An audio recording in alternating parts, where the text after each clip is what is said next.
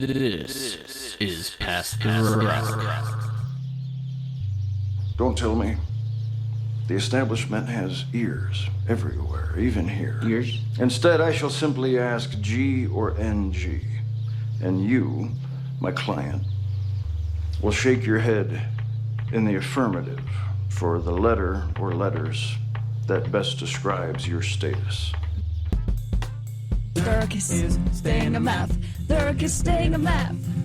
Dirk is staying a math. Dirk is staying a math. Get some math! What the rock is cooking!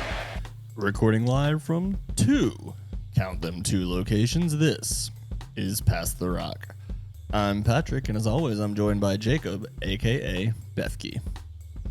I'm not gonna lie, I dropped the ball on my cringy rap quote of the week. No, you're good, and I've been, full disclosure, I've been moving over the last week and a half, so I've been out of everything, and we're gonna piece this together. People at home are impressed with your lighting right now. They're happy to see your face so little. Yeah, I'm not just faking at the ballpark anymore. Why? All right. They might request for you to slap at a bass at some point, but I could plug it in, but I got to tune it and then learn how to play the bass. Rome wasn't built in a day. Before we kick things off too far, we do need to address this.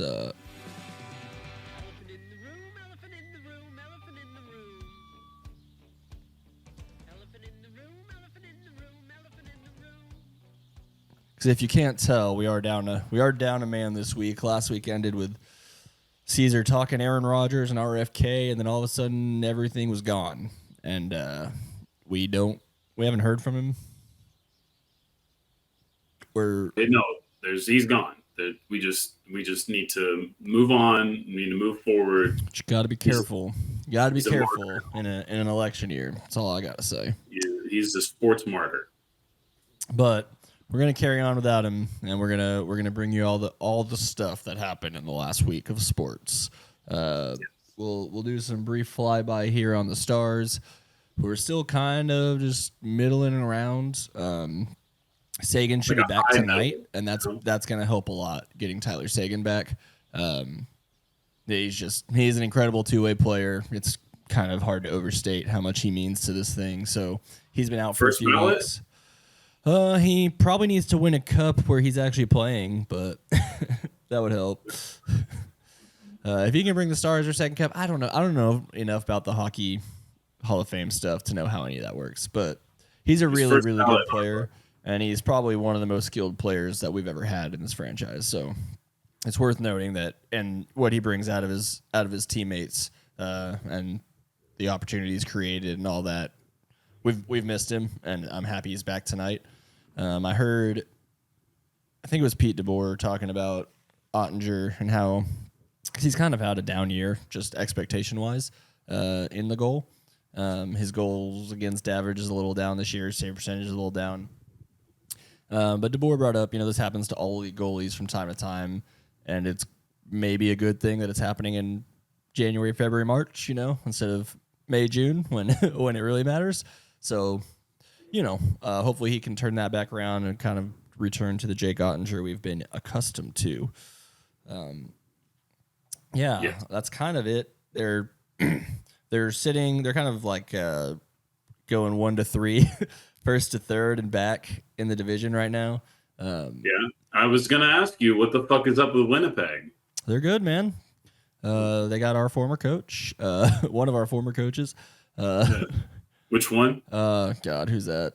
Exactly. It's not Lindy. It's Rick Bowness. Sorry. Rick Bowness. His name was definitely the funniest. I don't remember him being the coach that much, but his name was the funniest. Yeah, he's great. I like him. Didn't quite work out here, but there's a couple of former Stars coaches, including Jim Montgomery, who's killing it out in Boston, second straight year. He's the boss. Okay, the Boston Bruins. Yeah, so he's the guy that we had to let go for an incident that we don't know entirely about that had something to do with his alcoholism. Right. And so we had to let him go in what would have been a really good season for us. And then now he's in Boston and killing it, and he'll probably keep killing it for another decade or so as a coach. He's got something. Man pulled an Ime Udoka. Hey man, who knows? And that Udoka thing was so weird. Who did I hear talking about this? Man,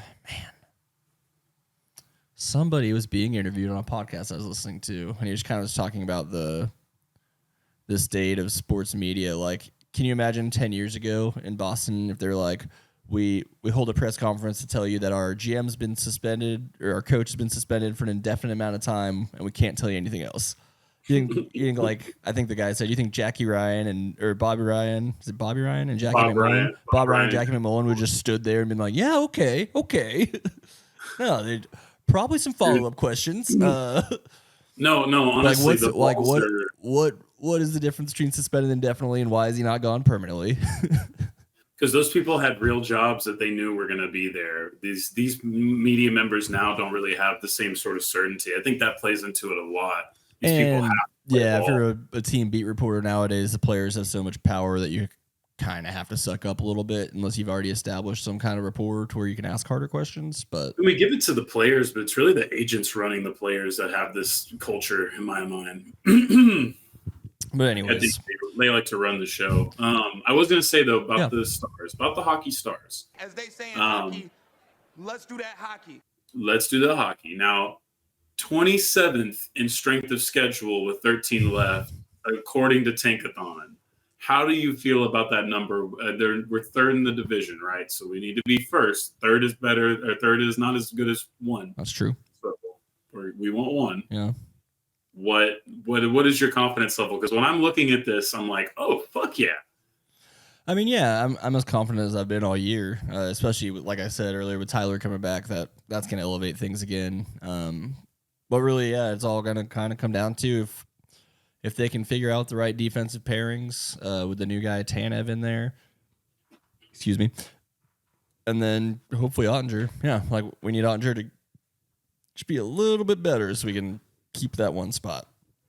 But really, I'm not too worried about any specific team in the playoffs. If I could avoid Colorado and Vegas, I'd like to. But no, you got to be balls to the walls. No avoiding. Well, you know what I mean. Just like it's like, okay, if I got to cherry pick who I'm playing without them knowing I cherry picked them, I don't need that bulletin board material. But I'm very irrational about it. I always want to see my team take the most difficult course, just because it's the bigger prize. It would be nice to get some revenge on Vegas after we just shit the bed last year. So yeah, exactly. And then the Avalanches are always a little bit better than us. It reminds me of the Blues like a few years ago, where they were always fucking just a little bit better than us. So that kind of would be fun. What I was going to ask you, regular season awards, any of those that we should be looking at? You feel like? I don't follow the rest of the league enough. We're not going to get the most points award. We're not going to have the best defender. Although I guess potentially Miro could potentially get like whatever the offensive defenseman award is. Probably some all NHL teams or whatever. Maybe Do they do that? They do, but right? What's hard to understand maybe is that Dallas hockey is treated the same as like Charlotte basketball in the media. It's nobody cares. Nobody talks about us. The team's successful, but I just mean as far as what the league, like no one in the league cares about Dallas. They don't talk about it. It's all Maple Leafs. It's all Red Wings. It's all Bruins and Penguins. So it just shows you where your fans come from, the bulk of them at least. So that makes sense. You got to hype up Canada, especially with the drought. Well, yeah, it's funny. Toronto gets the most coverage, but they are just the Dallas Cowboys on ice as far as all the coverage with none of the success. I had my girlfriend's aunt, who is a very important lady within Canada's fucking, what's her name? What are they? The version, whatever Fauci was in charge of. I'm sorry. Health. This is the not CDC. Yeah, I don't know. She is a big. She is I don't a big think he was part in charge of the CDC. We're really dumb. Yeah, we're not that smart, but this is a real thing, and this is how stupid hicks from Texas can meet anyone across the world, because that's life, right? But she's very important person. She lives up in Toronto, like a burb of Toronto. She's on the same, the Canada's version of that. Not a sports person too much, you know what I mean? Her son's like basketball. That's kind of the extent of it, right? Her husband's into hockey, all that good shit, right? Normal shit. Even she knew the Toronto Maple Leafs Dallas Cowboys thing. I mean, yeah, and if the Yankees hadn't won in 2009, I mean, they'd be right there too at this point. It's true. Yeah, the Boston Celtics sort of get lumped into this in basketball. But it's I really think Chicago a little bit. But the Lakers, I mean, the Lakers are the only ones that get the media attention the same way the Cowboys. Lakers have too much attention, yes. But that's most of what I'm saying is the attention, at least for this conversation. It's all Maple Leafs most of the time, even when they're terrible. But so, I mean, we might sneak an award in here too, but unless someone just goes crazy on points, it's not going to happen. Although, I guess potentially, I don't know if any of our rookies have even played enough to get Rookie of the Year, but that's something else. But that might be a next year thing. And I do have a final hockey question. Yeah. But so I saw images of a future Arizona stadium. This is very notable to me. So this is very notable to me because there's something at stake here for us Dallas Stars fans. And I don't know how Dallas Stars fans feel about it, but I feel a particular type of way. I don't want Houston to get a hockey team. Not only because I'm not afraid of competition, right? Because like shit happens, right? Like we can both have the Astros and the Rangers, or we can both be miserable with the Texans and Cowboys and just have pissing contests of which misery is better. We can play it however we want to play it. But from a money standpoint, from a dominance standpoint, I don't want the Dallas Stars to lose out on that Houston revenue, baby. I want them to continue. And there's about to be a speed rail so people in Houston can come see the Stars easier. They will. No, this one is actually happening. Only catch, probably not until like 2030. Yeah. So, and then in 2030. Where's the stadium for that? Yeah. Well, no, actually, I do think it's happening. I'm kind of torn on it. I think it makes sense, obviously. I mean, Florida's got 2 teams. Texas probably should. And it would be weird. And obviously, with the Stars running their one state, one team campaign, you know they're kind of ready for it too. I think it'd be good. I think that'd be awesome for us to have a rival that I could actually go see. Okay, yeah. Well, I mean, St. Louis isn't that far, but it really feels fun for me to when you're. I wish they put one in Oklahoma. Just give OKC a team. Oh no, Cuban will come after you for that one for sure. Don't touch his markets. He almost like it. Literally, only 2 people cared about the Oklahoma City move: Mark Cuban and Seattle, Washington. And everyone who didn't want the Sonics to leave, yeah.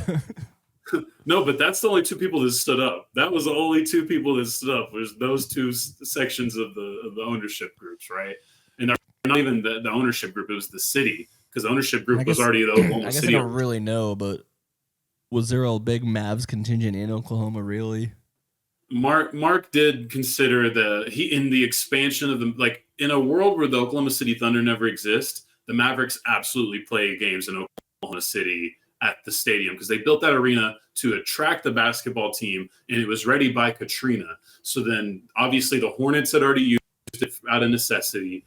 So then once that franchise was back where they needed to be and good, the Mavericks could have easily made that partnership something that lasted to this day. Yeah, like the Spurs do in Austin and all that. Right. You see the Spurs doing in Austin. You see other franchises not afraid to do that in other countries a little bit now. Well, Mark, if you had won in 06, you might have been able to claim the Oklahoma fans, but you never won anything, so they got their own team. Yeah, I mean, well, that was going to happen either way, unfortunately. That's a whole spiel. Though Seattle got screwed out of a team in the craziest way, and there's a great fan-made YouTube documentary online, but there's not a big high production one that real hardcore. No one in the league wants to work on it. I mean, don't forget there's a whole Sacramento side to this. Where Sacramento almost got the team and didn't, or Sacramento almost had their team leave for Seattle and didn't, and so all of this stuff was that was when the YouTube fan one came out, was when they almost stole the Kings, and they were like, we don't want the Kings, we want our own team back. It's fair. So yeah, it was a long saga, but either way, I don't know if Houston's getting a hockey team, but I will. Seems like that is the direction it's going. I think it's funny to see Canada continue to get further away, potentially, because Houston's probably a much more reliable market than Arizona, especially for sports. Very loyal sports town. Yeah, it's a huge sports city. It's the only sport they're missing. Yeah, so I definitely think that, it would be a smart move for the NHL. I'm just being selfish. Yes, for the league, it's a good move. It would be really weird for me, but I get over it pretty quick, I bet. Mm-hmm. Yeah, well, I didn't care when the Texans came in. I still don't, but now it's getting to now it's like going so far as I like the fact that they're like, I kind of want them they're to young, be them, young up and coming team again. I kind of want them to be there because it's salt in my wound a little bit, but it feels but you want like to hurt Jerry more. I want him to see it. I want him to. You want him to see fucking McNair holding the goddamn Lombardi Trophy. If that's what it takes, man. If that's what it takes, you that might actually kill him. I wasn't gonna go there. But although I would say he probably was like a supporter of them getting a team, right? For the league expansion. Jerry? Yeah. At the time, probably. Yeah, absolutely. I don't know. Well, all he sees is the pie growing. The pie's growing. Yeah. I was too young for all that, so I don't know where Jerry. Yeah, I didn't really know much about it. And I still hear a lot about how Houston doesn't do well with the Texans because the Cowboys fan base is still pretty strong. Yeah, they need to win something, and if they win, if they win a Super Bowl, that flips over. Yeah, because the kids, you start getting the kids when you win. They've struggled with a consistent, real, legitimate program, and that's just all it is. It maybe a little bit of ownership stupidity too with them. I think that he actually. It seems like he's somehow cleaned it up in the last 2 years. I think is Easterby gone? Is that what's fixed it? Yeah, they had to make some hard decisions after church and football don't actually mix. The year where just all of their sports teams spontaneously combusted together, but except for the Astros, I think, right at that point. Well, that's probably gonna wrap up some hockey talk. We'll do a little bit of baseball stuff here, but we're gonna do our big preview of the season next week. That shit, sure. The night before Rangers opening day. We did have the MLB opening day. If you were awake at 6 this morning to watch the Padres and Dodgers, Yu Darvish, Shohei Ohtani from Korea. Darvish was amazing. He left and they were up 2-1. And then we got an unfortunate. I haven't looked to see if they called it an error yet.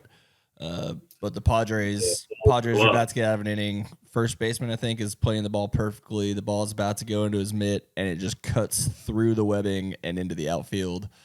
Keeps the Dodgers rally alive. They ended up winning because of that, or after that. So the season started. Yeah.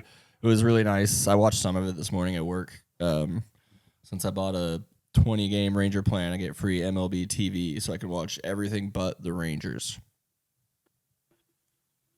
Yeah, I actually, when you wanted to talk about the Spurs Mavs, I was like, I didn't even get to watch the game because it's blacked out on League Pass. Yeah, I've seen some highlights and I listened to some recap on it. So, but anyways, yeah. So the Rangers start 8 days from now in Arlington against the Cubs.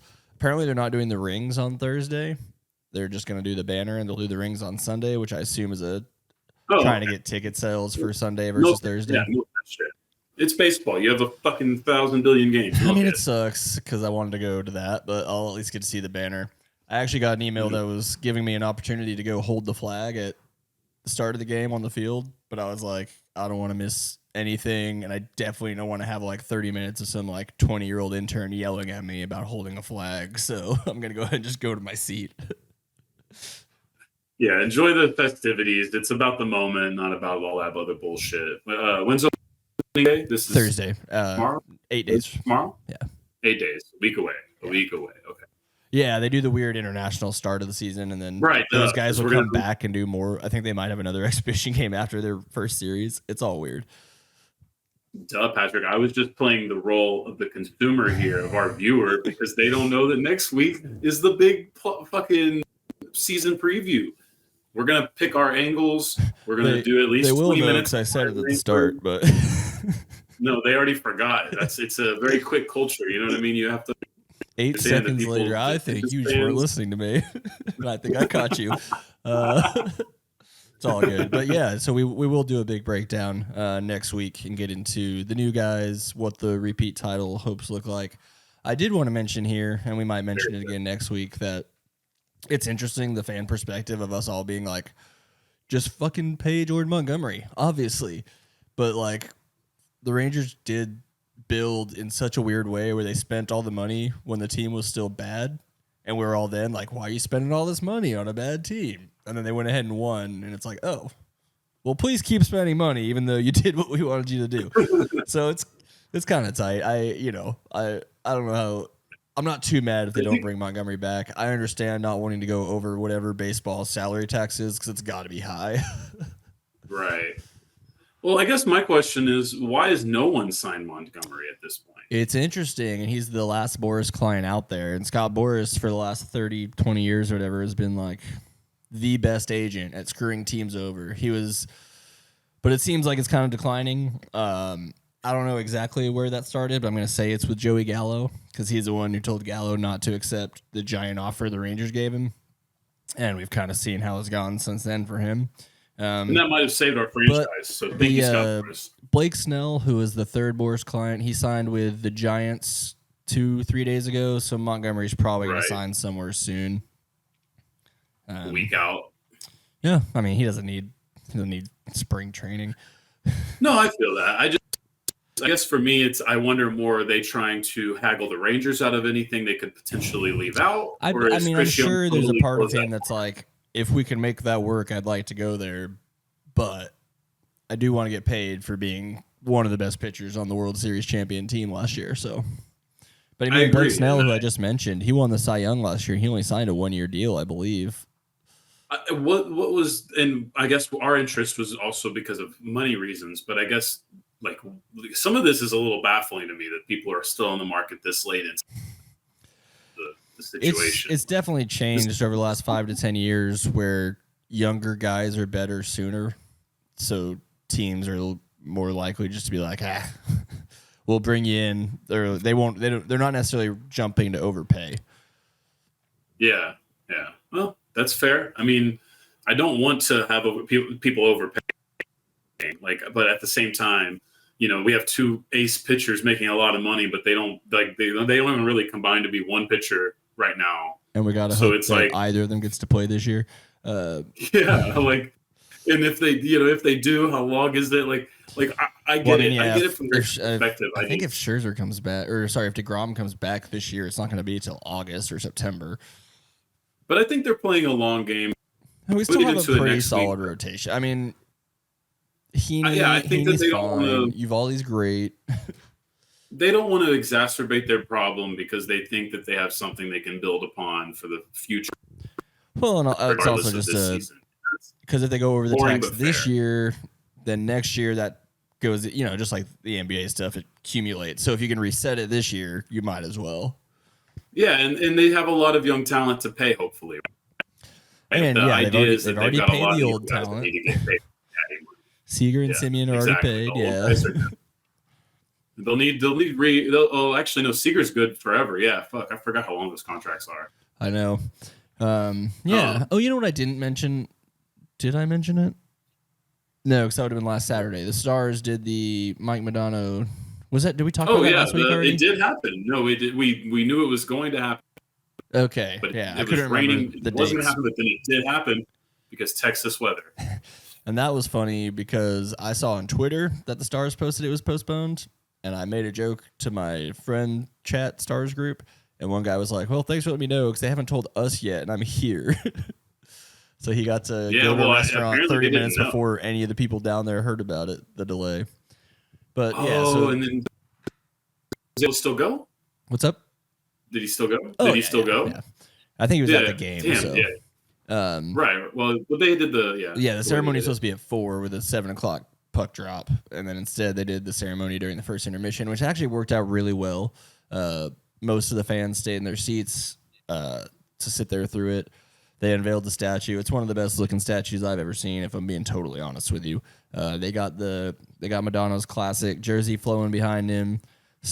The stick bend looks amazing for something they made out of granite. I don't even know how you do that. And it's right across from Dirk, and now those two guard the AAC. Yeah, no, they did a good job with that, and I think that's why you can almost guarantee that whatever new stadium they get, whatever deal gets done, it's probably still in that location. No matter what they've got to pull off to get it done. I don't know what feel the like Mavs plan is. I'm pretty sure they're going to move Dirk to Plano or wherever they go. maybe, and you think the Stars would just keep the AAC, but like even the AAC is, it's fine. But I think it behooves if the everybody Mavs, to rebuild. I don't on really that know, site. but if the Mavs leave, maybe the Stars have more say in changes to the arena. They already have. Hockey's always historically dominated basketball, even in markets like Dallas. And That's so the interesting. Stars have always had more power because that's how these arena without deals the really Mavs worked out being back in there, the they day. might be able to do things they couldn't do before. I don't know. It would be nice if they could get it a little bit louder. So now it's different. Now, like the last decade of new NBA arenas, the NBA team basically gets to dictate terms, and then the NHL franchise sort of goes after. Yeah, I guess the NBA kind of fully overtook the NHL in the mid to late 90s with the height of MJ and all that. Exactly, and then the money was able to switch. know. Yeah, and so the money switched some. Well, it's a lot of things. It's the dream team as much as just MJ. You can specifically give MJ, but it's the dream team really. That's fair. And then of course you just learned about the Oscar Schmidt thing. So then Yeah. there's a whole lot of people. It's Thanks a to domino Oscar effect. Schmidt, You can go back. the Stars now play at the American Russell Athletic wants Center. I mean, literally, you know what I mean? So my other question is, if they keep this building there and everything goes well for the Stars and the Mavericks, do you get a smaller version of Luka and a smaller version of Sagan or Ben under the two statues? Now, you could just put them on the other corners. No. Closer to the stadium. I wanted, Or you just, well, I think what they're eventually just be the whole thing. the right? idea might be just to line them up all the way leading up. Yeah, I mean that's hopeful. But really, there's not there's that no many plans statues to because build. no one expects the Mavs to be there in 10 years. So, but that's Yeah, no. I mean, baseball for talk. good reason. For good. Yeah, that's baseball, hockey. We're and gonna have a basketball. lot more baseball talk next week. So, Arena talk. Yeah, the whole thing. Hopefully, everybody else doesn't do any stupid shit. So, I think we're good with the Cowboys because they're not going to do jack shit. I think we're good with the NFL as a whole because it's kind of a whole. There will be some stories for NFL, but there's really nothing to talk about at least until the draft. I mean, come on. Yeah. And then basketball is going to be very chill. We might have to mention an update on the Some college standings, stuff. the college Stuff really. I Yeah, mean, there's some interesting pro game- notes in the NBA as far as playoff seedings and stuff like that are coming to fruition. But yeah, we could maybe take a week to leave that alone. Within 2 weeks, it'll probably be set in stone mostly too. So that's kind of where I'm thinking with it.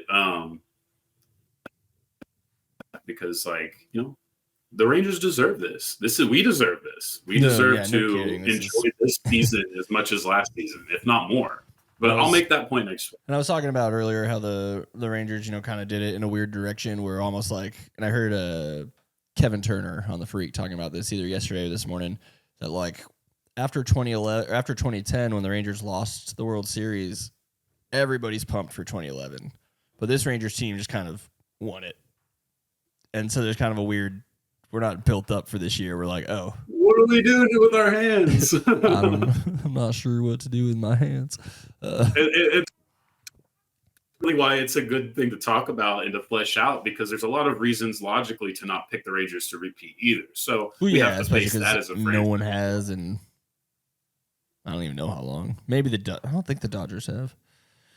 I'm thinking the Yankees are the last ones in 98, 99. Fuel to my fire. All that does is make me jacked up on Mountain Dew because I'm going to tell everybody about how the 90s Yankees are going to have to move over.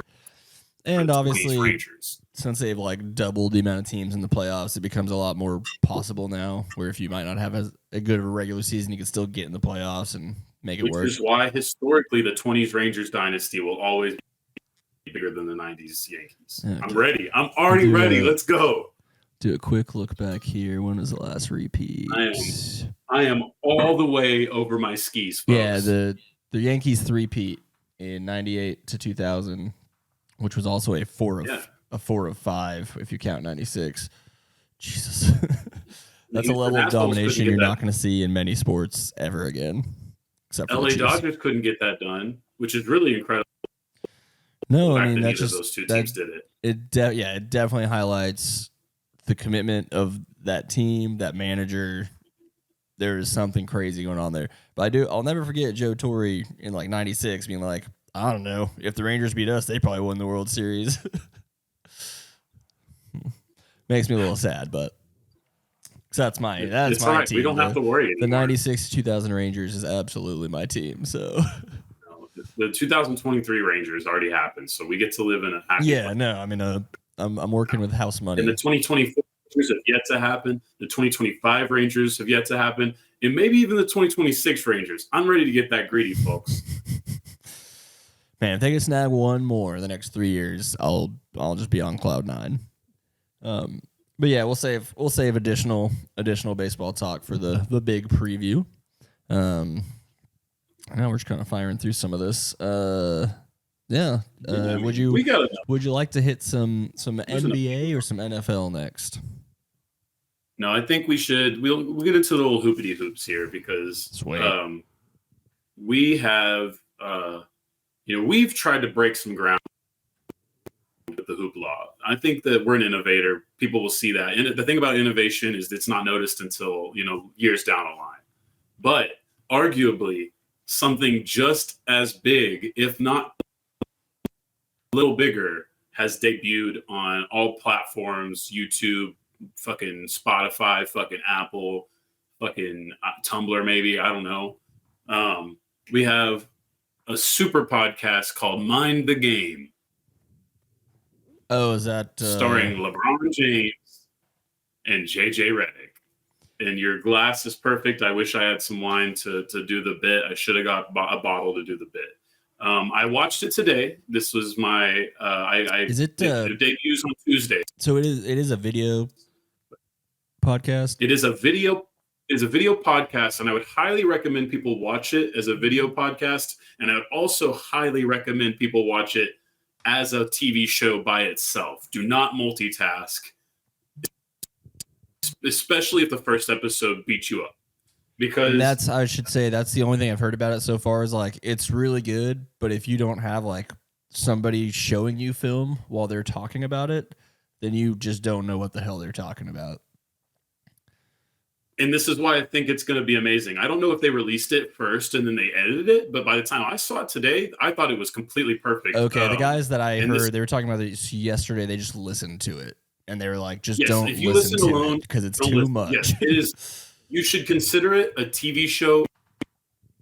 You should consider it a YouTube channel. Honestly, that's what it's going to be. And frankly, it is doing stupid fucking numbers on YouTube. It already passed the Bill Simmons show on YouTube, which isn't that hard, but also notable in a one day situation for subscribers. And then it's doing like 1.3 million, and it just dropped 2 days ago. I mean, yeah, that's like this is like Mr. Beast levels of impact, right?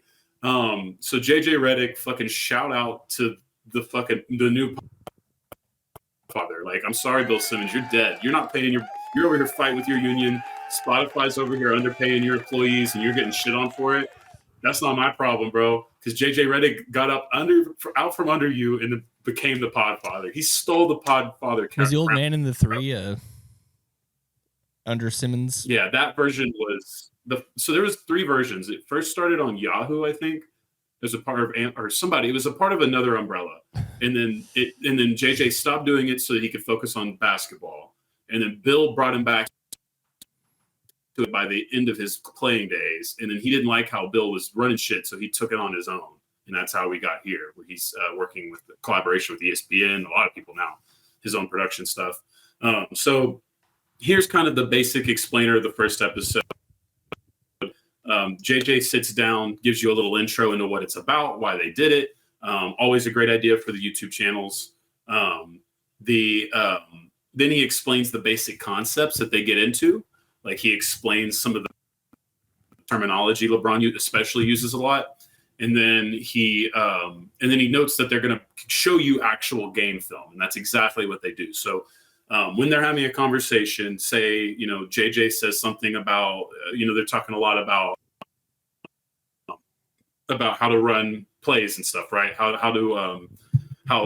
coaches will call in a play and they've got to flip it on the spot, and that's where a lot of the NBA struggles is their brain. They can't flip it very well. There's the low basketball IQ was a lot of the topic of this first episode, and so what they do is while he's explaining, how you go through this certain horns action, which is just a pick and roll with these two guys up top, they're showing you live clips from a Lakers game this season with D'Angelo Russell and Jackson Hayes. Yeah, so you're watching it. That's what I was told, is like find something where you can get that kind of video element. So I guess they added it to the final edit. So that's good. Maybe I've always heard they didn't realize, just like if you had MJ as a coach and he would just be like, I don't understand why you didn't just deke that guy, spin around 360, throw it up with your left hand. These guys are like, why don't you understand our breakdown? But even there, you said deke, right? Like, and that's a hockey term that you wouldn't even call use it in basketball. Crossover, I guess. It would just be a hesitation, essentially, right? Is a deke. A hesi. Right. So like you have terminology. Essentially, that's what they were explaining. We're going to teach you very basic concepts. Understand that they get thrown all around, though. Like they call them different things in other places for strategic reasons, right? So, but they're teaching you the most basic versions of all this terminology. I always thought it was funny general. Playing football in middle school, and people do left and right, and they would just use different words that started with L and R. And I was like, am I the only one on this field who knows that we're all just using L and R? Yes. Middle school football, what can you expect? The time, yes. So any other notes? Okay, yes. That's a lot of the podcast. I think it's very interesting. It's going to try to start a conversation. It's going to basically their goal is to try to get basketball fans to start talking a little smart, because I think if there's one thing we can all agree on, look, I co-sign the brand. Basketball fans have to be some of the dumbest motherfuckers that have ever existed in life. Like for people who obsess over basketball, you watch basketball stuff more, so that hits you harder. It's every sport. But this is incredible, because at least an average NFL fan, I think, can explain to me some very basic formulas of like maybe knows the difference between when people are lined up in certain formations, right? That's all we're talking about. This isn't high level basketball content that much. I would posit that as someone who watches a lot of football, I still don't know what's going on half the time, because they show me the game from an angle that doesn't even make sense. Which the same with basketball. Basketball, I don't get the 2K view, which would actually let me see what's happening on the floor, Right. You usually lose your corners depending on where they're at. And just like depth on cuts and stuff like that, Depth is a big part, yes. Usually you won't notice how great passes are until replays, because it'll finally show you how narrow the angle was. I just so yes, I guess there is an element to this. Pro the needle threader badge the other day. You really need that. That's a cheat code. I should have made my guy a little bit bigger, because his stamina maxed out at 48. Yeah, you gotta make your guards to compete in 2K at least. He's like 5'10". But yeah, you done goofed. But anyway, so this is going to try to raise basketball intelligence. I think at least when it comes to the media talks down to a fan level in a way that I don't think happens a lot with other sports. Like I think baseball analysts will give you great baseball, strategy breakdowns. I think NFL analysts do a fantastic job when they're motivated. I should say, to be fair, because of the pace of baseball, you have a lot more room to do some of that stuff. Exactly. Baseball's massive. That's why I think baseball fans are usually smarter, because there's usually, if you're a diehard baseball fan, you're like fucking in the crowd with your own book. You know what I mean? Like that's the kind of motherfuckers. And it's probably just because my eyesight's terrible, but I'm always impressed when someone can tell me what a pitch was in real time. I'm like, I know that's a breaking ball, but I have no idea which one it was. They're like, you don't see the spin? I'm like, no, I don't see the spin. I got like 40-40 vision over here. And it's funny because I understand, because I think there's things like that in basketball that sometimes I'll have to explain to my girlfriend, and she's like, why did you just explain that simply? And it's like, because I've seen it a bajillion times. Yeah. Like I've just seen it I sleep and it's there. Well, hopefully, you know what I mean? So it's just one of those things. Hopefully they get the conversation going for more team oriented, basketball IQ oriented stuff. I know I've been reading a little bit about people talking about the AAU system and talking about how it's like 1v9 and it just doesn't train your basketball IQ. So hopefully hopefully I'm these guys excited will. for LeBron. Hopefully these guys will motivate some people to actually learn the game, so I can get back to the beautiful game. That's where I think. So here's what I think. I think that no, they're not going to call out people specifically, or if I think JJ will, I think LeBron will probably be hesitant to call out some of this AAU culture. Oh, not I even. could be Yeah, wrong. I just mean I just mean that even without ever mentioning it, if they're just bringing in this information without ever mentioning that other stuff, that just grows in the culture. Well, I think what this does is it helps us hold our players accountable. The fans have a better idea of what it takes to be great and what shortcomings some of these guys clearly have. Stuff that basically what I would sum up a lot of LeBron's quotes, which he had very, very notable quotes throughout. But I would say a lot of it is stuff that you would hear a lot. I would honestly say that he's probably on Twitter more than we realize too, because he kind of sounded like he was repeating some Twitter Not everybody jokes, right? posts, but I'm guessing they all lurk in the locker room. I think he's a little bit. I thought he the doesn't most want to make it about interesting. him, so. Well, yeah. I mean, sorry. So honestly, the funny part is you had a lot of people assuming he would be lying. People just assume he'd be lying this whole time, and it doesn't even seem like there's going to be that much opportunity with what they're talking about. And honestly, he was bluntly honest. I don't know if I've ever heard LeBron be this honest. If I was a Lakers fan, I would be terrified for the future because I think he's done, but he's still going to play. But like he's kind of like talking like he doesn't have a repercussion anymore. You know what I mean? What? Like he's not really tripping. What are they going to cut him? No, I'm not talking about that. I'm talking about his teammates, bro. I'm talking about the way that his teammates are going to take some of these things moving forward. Because he basically, like, it's hard not to sit there and be like, man, a lot of what he's saying sounds like the shit we've seen on the Lakers the last 4 years. It's funny because I work for a company that's got about as many employees as an NBA roster. And anytime I want to maybe bring an issue up, I'm like, I don't know how to do this because you'll know exactly who I'm talking about and everyone else will know too. Exactly. So there's a part of that where I would be a little worried because he's picked up the mic and he looks like he's ready to keep it for a while. But the most incredible, I hope so. I mean, as cool as MJ was to watch, I think LeBron's a lot more fun as just a guy, and I hope he's around and teaching and improving the game. Loves to cuss. I already kind of knew this, but this confirmed the shit out of it. Loves to cuss. NBA has been trying to hide that for 20 years. My favorite quote is a lot of bullshit taught in this league. And this was in reference to the coaches. And basically he cited potential. I mean, the man played for Tyronn Lue, right? Tyron's a good coach. But yes, there's a lot of bullshit in this league, okay? I do think Tyron's a good coach. I think that the Clippers' job was unfortunate. Well, yeah, okay. To be fair, no one's going to be successful with the Clippers' job. No, I think there's a world where Jeannie Buss isn't a cheap fuck, and they hire Tyronn instead of Vogel, and maybe the Lakers have two of them things instead of just one of those bubble things. But that's a different world. Cited the potential. So just the term potential is what LeBron said a lot, and it was essentially just people in the NBA, associated coaches, fans, media, people fall in love with potential so much that it blinds them of the reality. It blinds them of the people who are actually working hard. And he says this is also attributing to why so many late round picks are starting to develop better because everyone's so obsessed with potential that they're sort of ignoring what's already on paper. So I thought that was probably the most interesting quote of the whole thing. It felt like a little bit of the condemnation. I'm excited to check it out because I, as someone who's self-admittedly ignorant about the X's and O's of all these games that I love to watch and play, getting to hear, I know JJ Redick's incredibly smart, and I'm excited to see what LeBron can bring out of him and what he can bring out of LeBron because obviously LeBron's got a basketball IQ that's virtually unattainable. So.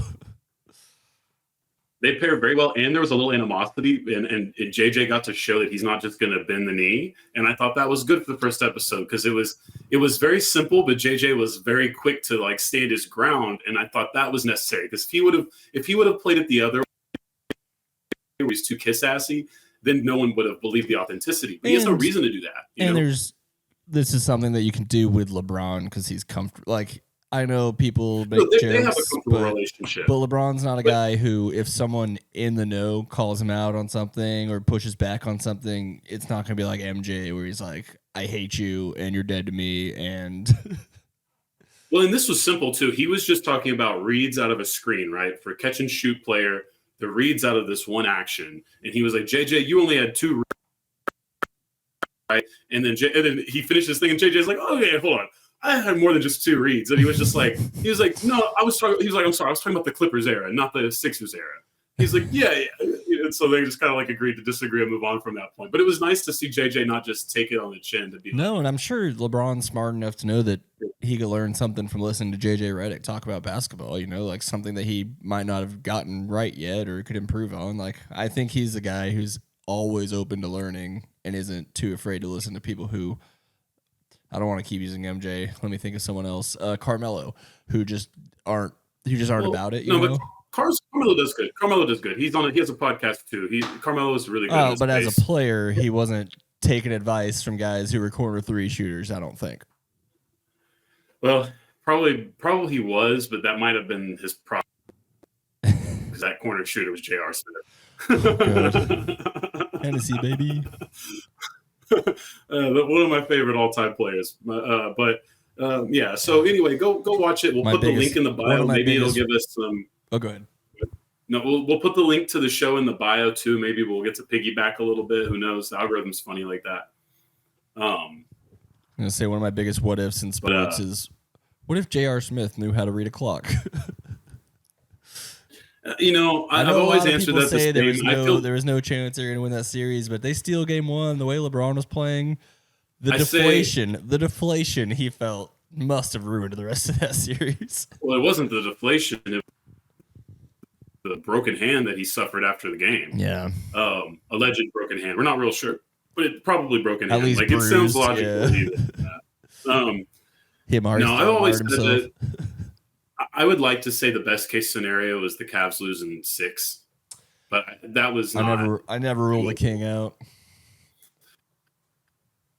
He was amazing, and I mean, it would have been fun. I think the hardest part is that we didn't get to see that series played out in full because it could have even been a 7-game series where he loses, but then it might have been the greatest losing performance ever. But then you could argue, does he need another great losing performance? Is that going to help him in the conversation? It's not his fault.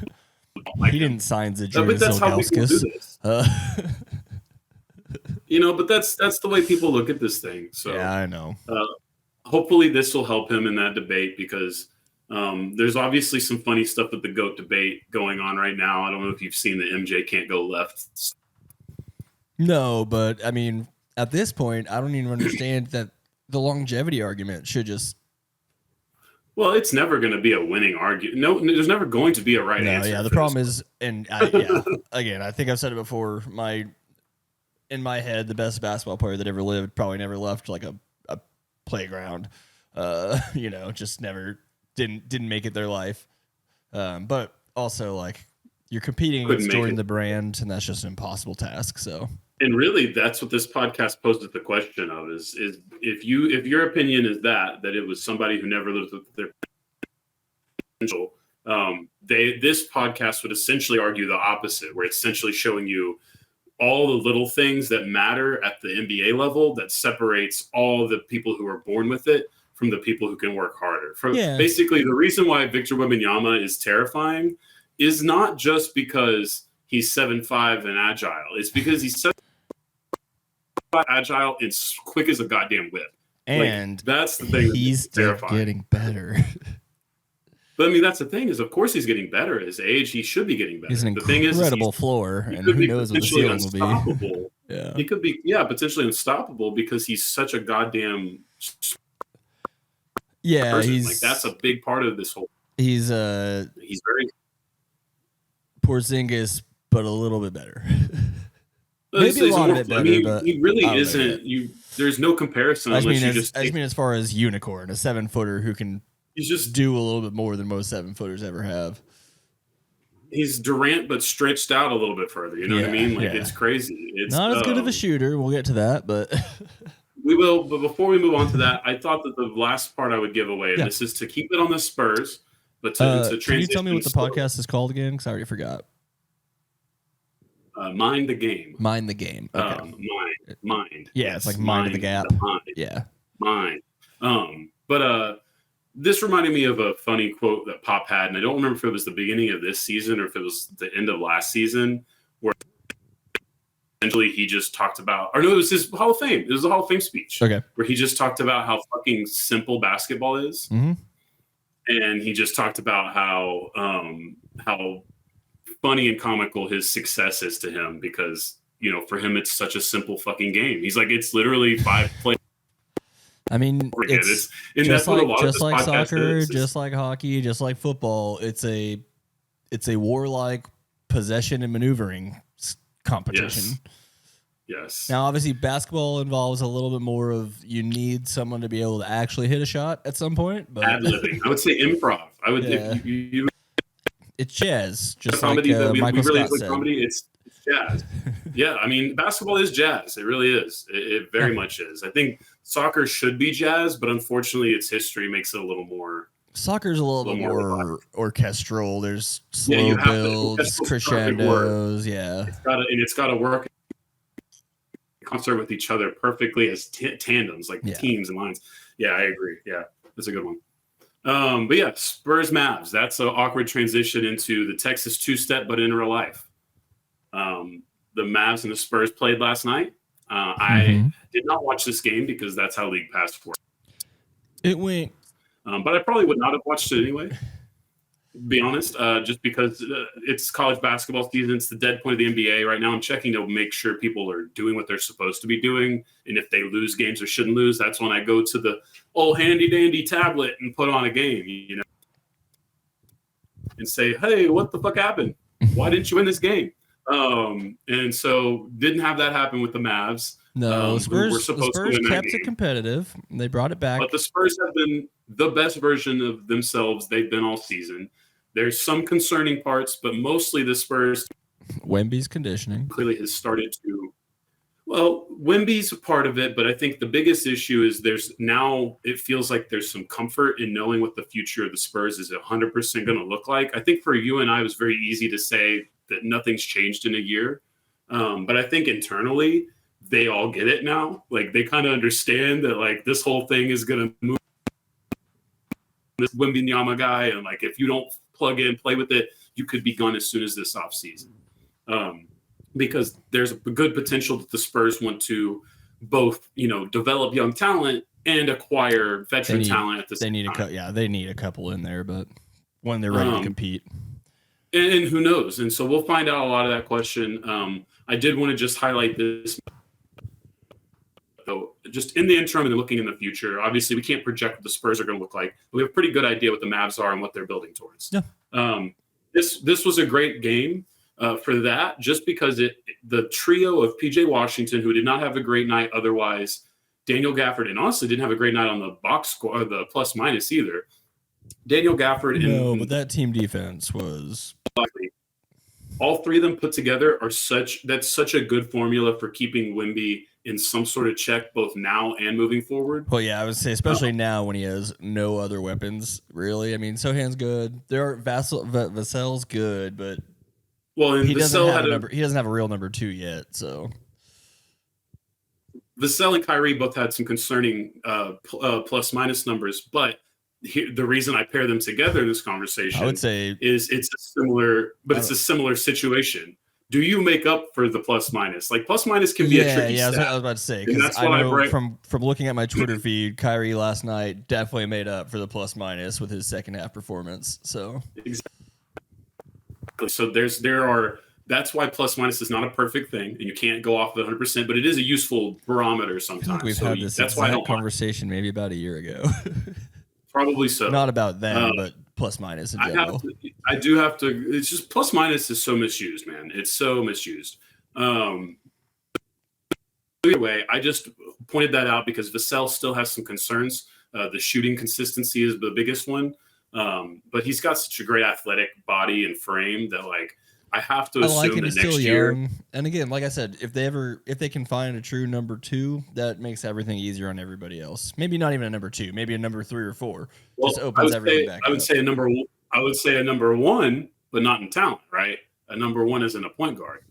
Yeah, Like, yeah, that's yeah, really, yeah. That's really the I was thinking situation about here. scoring options. Yes, think, yeah, I but- know what you Yeah, mean. okay. I know No, what you you're mean. right. We definitely Or- need or- a point guard. Or, as to use the LeBron terminology that everyone's learned because of the podcast, X1, X1. Sometimes the players are X1, 2, 3, 4, 5. So there you go. I don't know what that The means. point guard, well, it's just position 1 through 5, right? X1, X2, X3, X4. He's just throwing X's for no reason in front of it. Just the players. No, the X just it's all of them do it. It's just that's why most people just call it 1, 2, 3, 4, 5. Okay. I've There you never go. heard So the if X you ever there, wonder yeah. why, like, I typically do. Like, if I have to describe players, I usually use the numerical system because it helps me sort of describe the modern player. Because now you have like fives, you know what I mean? Nicole is a 1-5, like you know what I mean. And so, like, when it comes to that kind of shit, the police coming. No, I think we're good. All right. But anyway, so that was a big part of the game. Luka and Wemby both shot like boo boo. Yeah, and that's interesting. Lucas still got his triple double, and Wemby still had a pretty good night despite only scoring 12 points. Both had good nights. Yeah, both were just fine despite And again, shit. all I see from that is he just needs other help, so they can't just quadruple team him. So, well, but look at this other side, right? Luka has the help to some extent. Has a bad shooting night. It's going to happen. You know what I mean? The teammates picking up for it, you doing other stuff. I saw somebody, because Luka versus Tatum stuff is at its highest, right? We're due for a Boston Dallas finals. I hope we get one, because those two fan bases are ready to rip each other apart. But the reality is there's a lot of things in the way of that. But anyway, fans are in a funny way. You get a bunch of these fans that will take a little screenshot, and I saw a tweet from some and these are Stan accounts, so don't take them too seriously. But Boston is, they're like, is this the worst performance of a superstar this year? And it was Lucas Statline from last night, in which he had 15 assists. 15 assists, man. That doesn't happen every night in the modern NBA either. It's not like stats are inflated that much. no, Like, and in my time playing 2K, it's really difficult to get assists because some idiots will just hold the ball too long. yeah, well, the 2K thing is that's a whole different situation. You gotta. I just mean, like, what finesse it means to get an assist is more difficult than just passing to someone who eventually scores. And he had a full court lob too at one point in this game. So yeah, it's very funny when you see like that and then see worst performance ever, right? Especially from Jason Tatum fans, because like I love Jason Tatum to death, but my God, does he shoot like Kobe? And hey, sometimes that's a compliment, sometimes it's not. You know what I mean? Kobe would understand if he was here today. 81 points on 60 shots. Like, you know what I mean? Like we all call it a Kobe stat line. We did before he passed, and we're gonna keep doing it in his honor. Like, that's what it is. When you have the ability to shoot that many shots, then that's a different version. That's not just chucking. That's a different spear of I'm the motherfucker on this team. You know what I mean? So that's where we talk about. The last thing I wanted to say on the Mavs behalf, Dante Exum is probably the most important player on this roster at this point, funny enough. His health, I think his health dictates a lot of how far they can go. He's just plugged in this group so well that they don't need Josh Green, but if Josh Green can come back, that would be awesome. Between PJ, Gafford, Lively, and Maxey, that's enough at the bigs. The guard, it's just the guards, right? I think Kyrie and Luka have figured it out for the most part. I think they could get better, but also people need to remember Kyrie and LeBron were most effective when they played your turn, my turn ball. Yeah. That's how they won a championship. And I mean, that's what made the Spurs so great with Manu was, the starters are out, good. Oh, wait, no, never mind. The 10th best player in the league is here. Yeah, basically the Spurs were trotting out like a team that would have been like fucking 500, on any other, if they were all starters on another roster, right? Or probably sub 500, which is maybe doesn't sound like a lot, but in reality, not many other in NBA history could have ever done enough to win 20 games in a season had they been the starters. So that is saying a lot. So Dante Exum matters a lot. He could also be a starter for this roster. Derrick Jones Jr. also plugs in well with this group. So they're deep enough. Kyrie and Luka are good enough. They're healthy enough. The coach seems to be making adjustments that feel like he knows what he's doing, even if he's still kind of an asshole to the media and the fans, and like 100% instigates the arguments that he ends up getting into.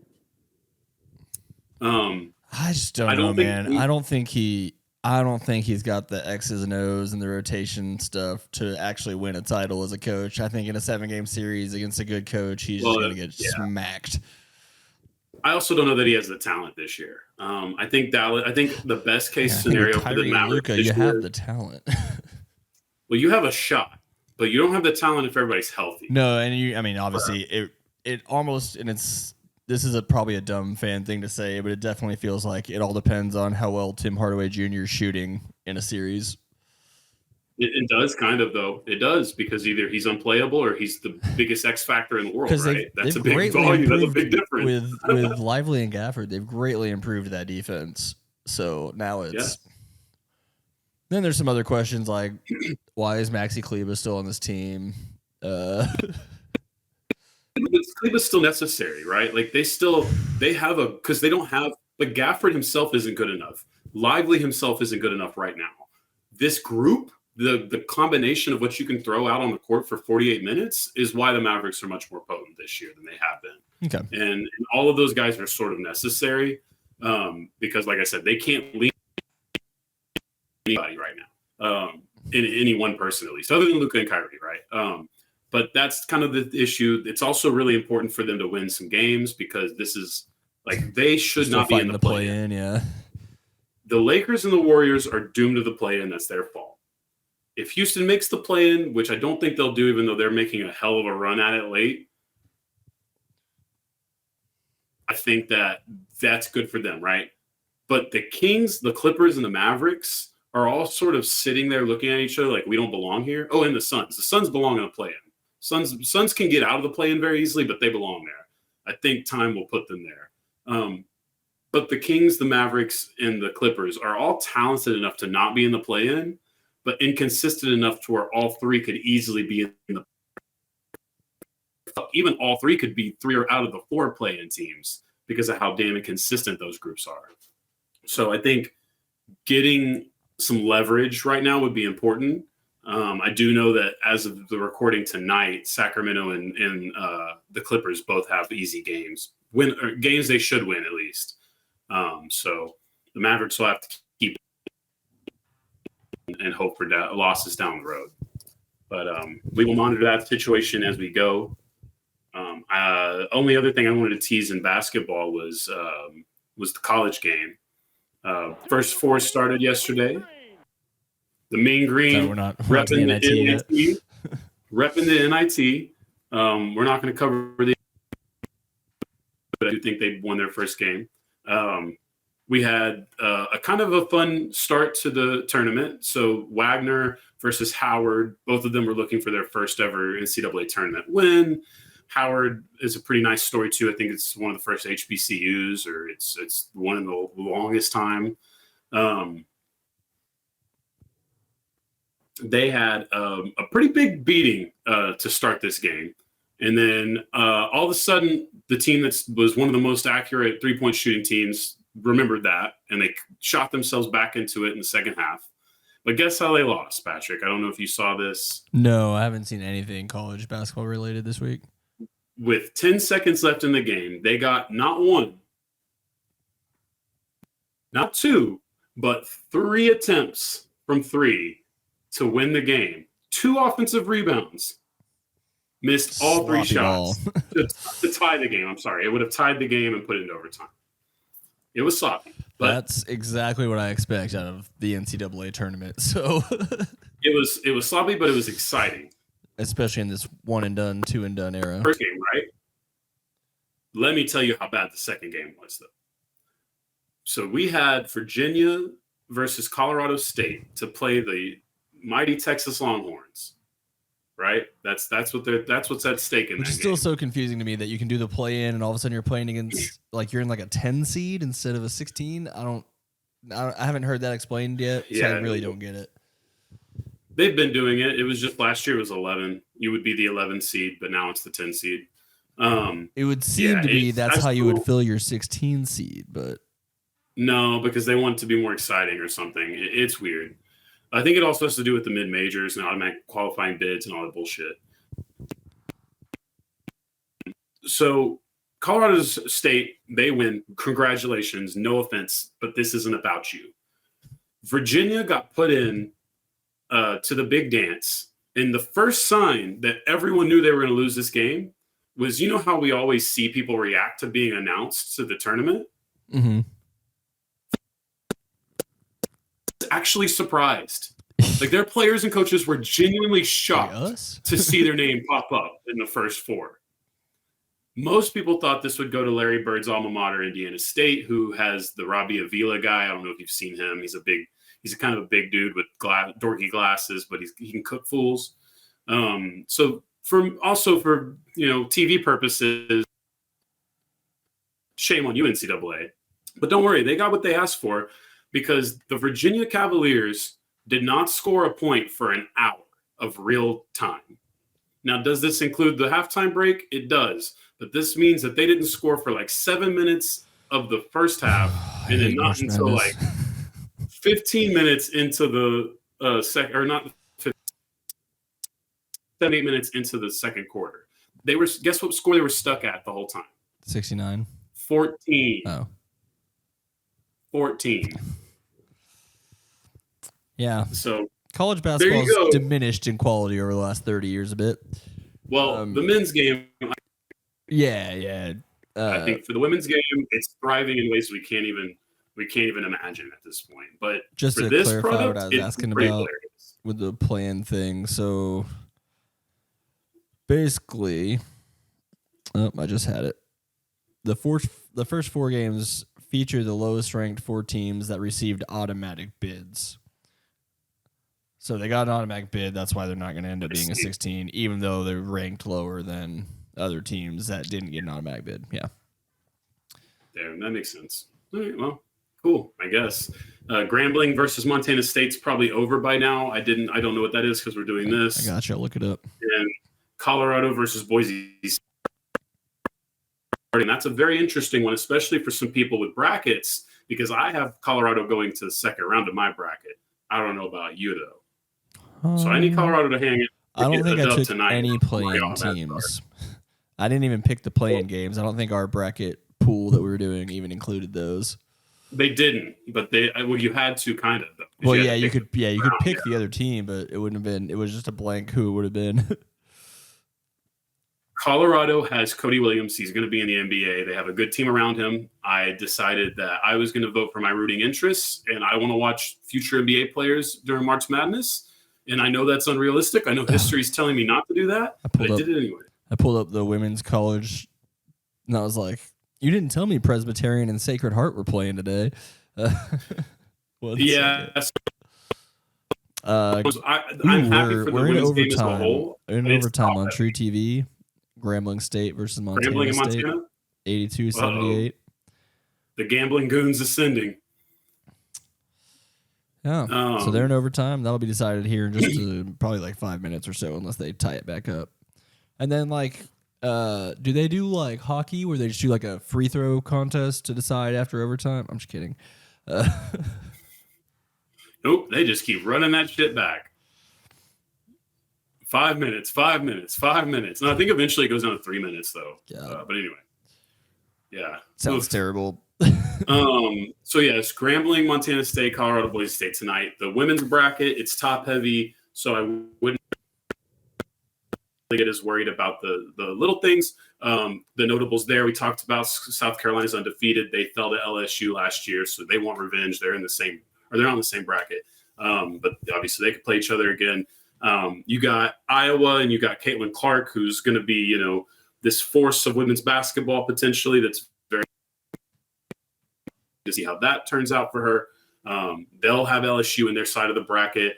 For us locally, the Texas Longhorn women are very talented. They're number 1 seed, and there's some hope that they'll be able to bring home the hardware this year. So Texas, so women's basketball will get more of a shout out on this show. but probably will dominate our Final Four like it did last year, and not necessarily everything leading up. Unless Texas makes it into the men's Final Four, and I'm going to beat you guys down. Well, I mean, we have to tease our brackets here. And I still don't know exactly what's at stake. Am I watching a NASCAR game? Am I going to see the Arlington Renegades? I think the NASCAR thing is better. It's a much longer time commitment. And you know what? So, yeah, I'll take a step further. It has to live react to it and post it on YouTube. Or just, we can just do it on the podcast and we'll post it after. And you do it as we can broadcast live and then... I think that's the perfect way for us to do our first live video is watching. Yeah, so we're discussing we got a Pass the Rock bracket challenge going on, and we're trying to figure out what the loser's going to have to do. So one thing we're considering is watching an entire NASCAR race and bringing it to the pod. There was another suggestion to go to an Arlington Renegades game, which I would enjoy. So it doesn't feel I like hate it that. doesn't. I would not enjoy watching 6 hours of NASCAR, but I might enjoy going to a Renegades game. Yeah, no, I think for the bit, I think the NASCAR is the way I vote. But we'll come up to we'll come to a decision eventually. But we'll tease the brackets. Don't worry. The elephant in the room still can't speak. We still can't speak on the elephant in the room, but there is Wi-Fi at the super secret penitentiary that I'm not supposed to talk about. And we were able to do brackets. So potentially if the UN can come through and, broker a hostage deal, then maybe we can, have our third member back.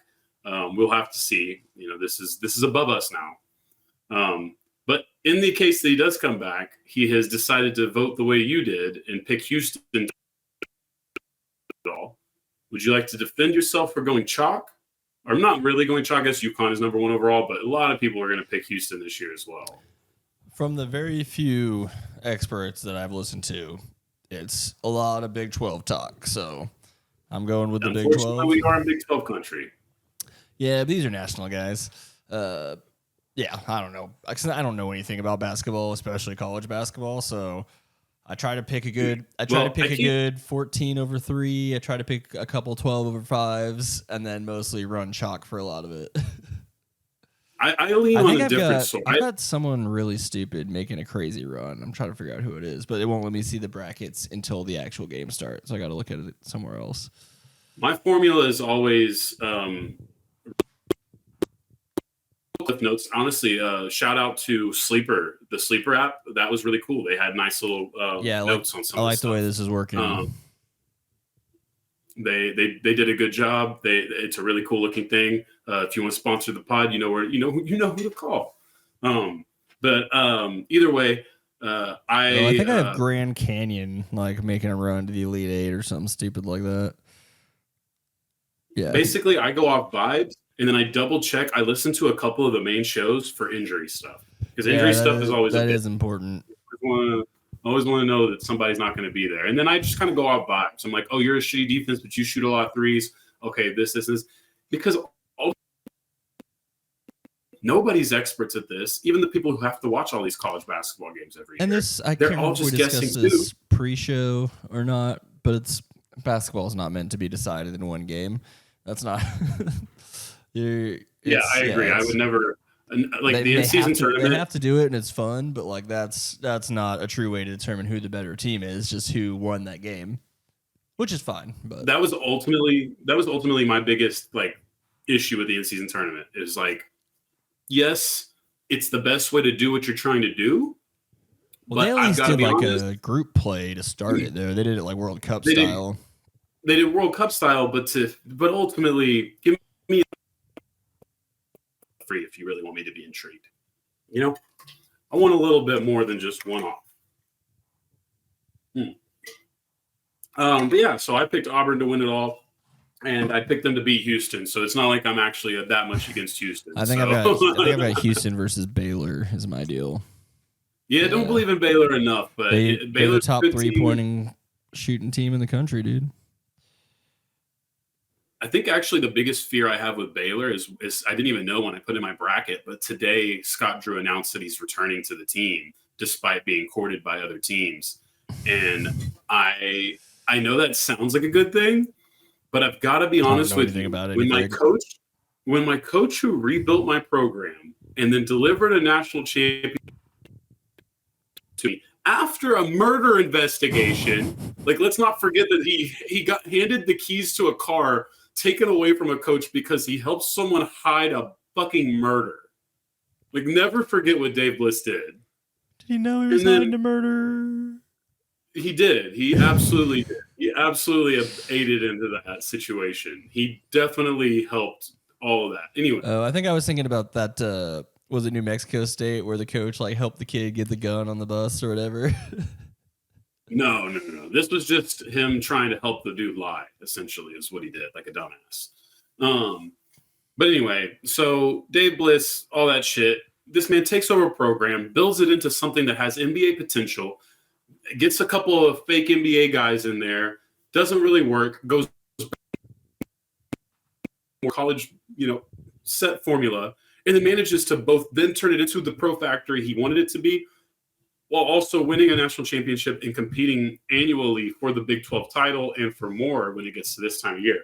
So for him to still even be taking calls, like, what are you doing, Baylor? Quit fucking it up. Like, for you people, but like, are you serious? This man has done everything for you. You should never have to pay for anything ever again. Is he not just taking these calls so he can be like, here's how much they're offering me? Up your offer. Yeah, but it needs to happen the Saban way. You know what I mean? It needs to happen the Saban way, where all we know is a contract extension randomly comes out of nowhere. Yeah. You know what I mean? Like, didn't Bill Belichick get a contract extension and then just be gone anyways? And then fucking retired or forced out, whatever. Yeah. So it doesn't always matter. I thought that was interesting to know for Baylor. We will see what happens. My tagline for this year is, I got a burn in my loins, but not when I pee. Okay. I'm rooting for Charles Barkley. I'm rooting for Bruce Pearl, who's got to be the slimiest coach of all time. If he was he would be the slimiest dude in the world, but that's what makes a great college coach. So my rooting interest is a burn. A burn. I've got them losing in the first round, so me and you are pretty much make or break right there. Which one of us is going to be above the other one, I think. It's a lot of points riding on those next few games after that. That does take you out a little bit if they go on a run, but you're going to be fine. Doesn't beat Auburn. Yeah, I don't know why you went with Yale on that one. That was a bold choice. Auburn got low seeded too. Like, they should have been a 2 seed for sure. So that's tough. Like, I feel like they're gonna kick the shit out of you. Got to pick some upsets. I might have picked the wrong ones, but you have to try it. That's true. You can't go chalk. You can't do President Biden go chalk. It's not going to work. We know that. Oh God, did he do that? I haven't seen. Did he do a bracket like they did with Obama back in the day? Yeah, you can't go chalk until Final Four. What's it called? Until Sweet 16, Elite 8. Then you go chalk. And then I hope nobody's on a Cinderella run. Yeah, even then, last year was quirky. Well, they usually don't win the Cinderella run, but they'll like Cinderella run to the Final Four. To the Elite 8 or Final Four for sure. That's talking hoops. We'll talk plenty of hoops as we go. Obviously, the baseball's going to start soon. The hockey teams are playing for something, but what are we going to do with our next few minutes? Talk about football. And to be fair, baseball and hockey and basketball playoffs and finals will happen when baseball is really in the doldrums. So, especially for us, probably. Who knows? So we do have a 1-9 lineup that nobody wants to pitch against. So, and that's what we're excited about. So yes, we're about to be a very busy sports time. We went from a sort of dead sports time to about to be very, very busy in about a month. Especially because the draft is coming. I guess this year we won't be recording during the draft, though. Thank you, NFL, you douchebag, fucking piece of shit ass fucking league, for delaying us another month. NBA's trying to figure out how to make theirs a total TV product too, so they're not too far behind. Yeah, but it's not going to delay it a month. We're not going to make other people wait another. They can't because of the summer league. They actually have to do it. Yeah. So, like, the NFL, bro, they're so sorry for doing that. And people don't even remember that anymore. They get their money. They get more money by being talked about year-round. It was such better life when we had it in March. I thought Americans were supposed to be pro-capitalism, so. Well, unfortunately, this doesn't help the case. Well, unless you're an NFL fan who literally hates every other sport, which there is a chunk of that. That is a thing. Either way, we're gonna. If you are someone who absolutely hates everything but the NFL, there we go. Good luck. You're already here. You've made it to the portion of the program designed specifically for you, for the red-blooded Americans. We have to start every football talk with the most red-blooded American team. Dallas Cowboys. Just whispering to the SEO. The Dallas Cowboys have $5 extra million. Yes, that's good for SEO. Put in the tag too. Put in the title, even though we'll only talk about it for like 3 minutes. Cowboys just created $5 million by doing some bullshit with Dak's contract. I don't know what the bullshit is. They converted salary to signing bonus. So basically, we're contractually obligated. You're not allowed to post sports media content without mentioning the Dallas Cowboys, the Los Angeles Lakers, the New York Yankees, the Toronto Maple Leafs. You might have heard us mention all 4 of them earlier in the show. That's how much we care about this legislation. We are very, very serious about the rules and regulations of sports talk. This brings in a number of exciting factors for the Cowboys, like re-signing Stephon Gilmore, re-signing Ezekiel Elliott, re-signing Connor Williams, or potentially even trading for a middle-tier veteran to plug one of the many holes created by one of the many free agent departures. What do you think is more impactful, losing a starting running back or a left tackle or a center? I'm going to guess left tackle, but center's really up there. Well, the funny part with the argument is the left tackle, although last year was good, not as reliable. The center, very useful, but probably not top tier money. We'll see. I like badass, but I do know that Cowboys de facto GM Stephen Jones couldn't even say his last name correctly. Yeah, and that's a different thing. Even if competent people were running the Cowboys right now, I think you probably let those 2 guys walk. Pollard got paid. You weren't going to do that. That was smart. Hankins is a weird one, but I'm assuming that means Mozzie Smith is going to get more minutes, which is good for me because you want to see what he's got. I mean, but you're looking at that face, but like Patrick, name a Cowboy fan that isn't one of the goofy New York Laker ones that's serious about this team being a title contender. Like, yeah, if you're actually wanting to see the Cowboys win a title, you want to see some of the guys who need to prove it play and go ahead and trim some of this like fat they're holding over, pretending like it's enough. Because Hankins, Armstrong, all very useful players. Armstrong's probably the only one I would have taken back out of the entire group that's left. You know what I mean? So, like, it just is what it is with that. The issue other side we talked about, they're just not going to bring anybody in. So either way, $5 million on the table to not get used. We did it. We fucking mentioned it.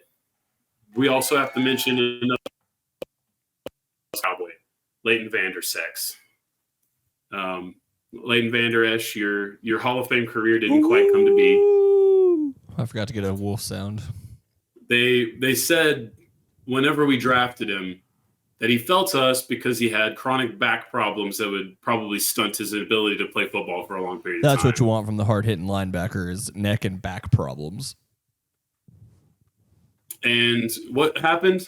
That's exactly how it went down, actually.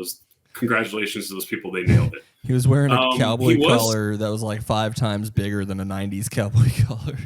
But it looked so fucking cool, and it played into the bit. His name was Vander Esch. We had Jalen at the time. It looked like for a period of time, the Cowboys were the best linebacker duo of the decade. He's probably him, Danucci, Jalen Smith. Those guys made some real endorsement money.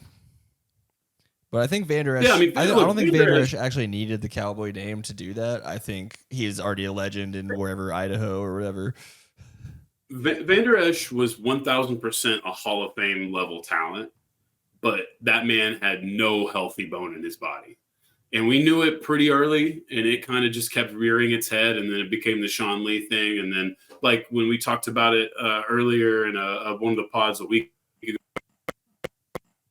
however, I was like, if we ever watch him play football again, I'll wish him luck, but I'm seriously surprised that he would.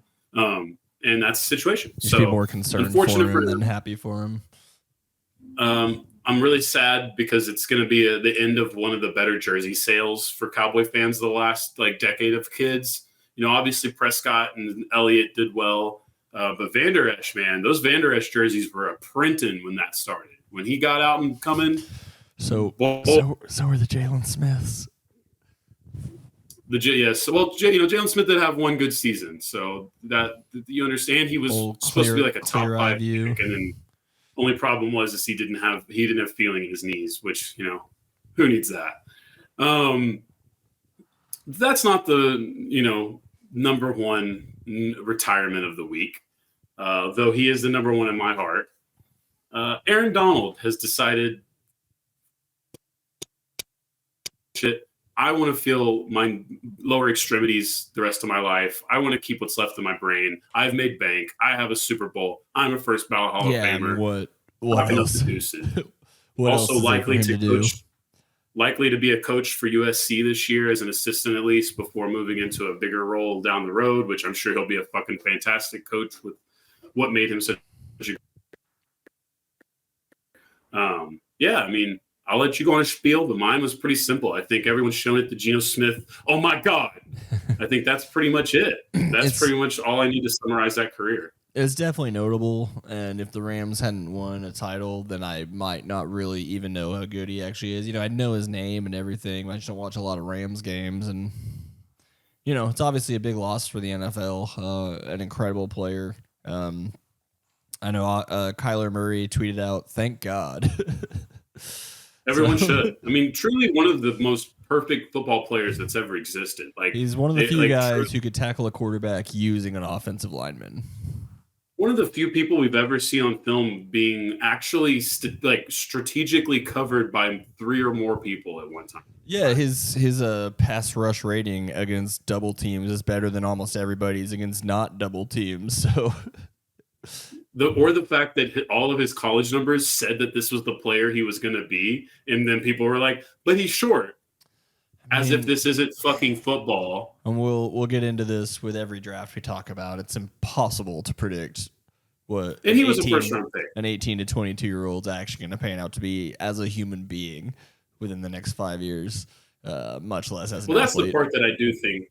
But I think that's the part that they still struggle with. And again, that's where I talked about the LeBron potential thing, is potential blinds people from the obvious, right?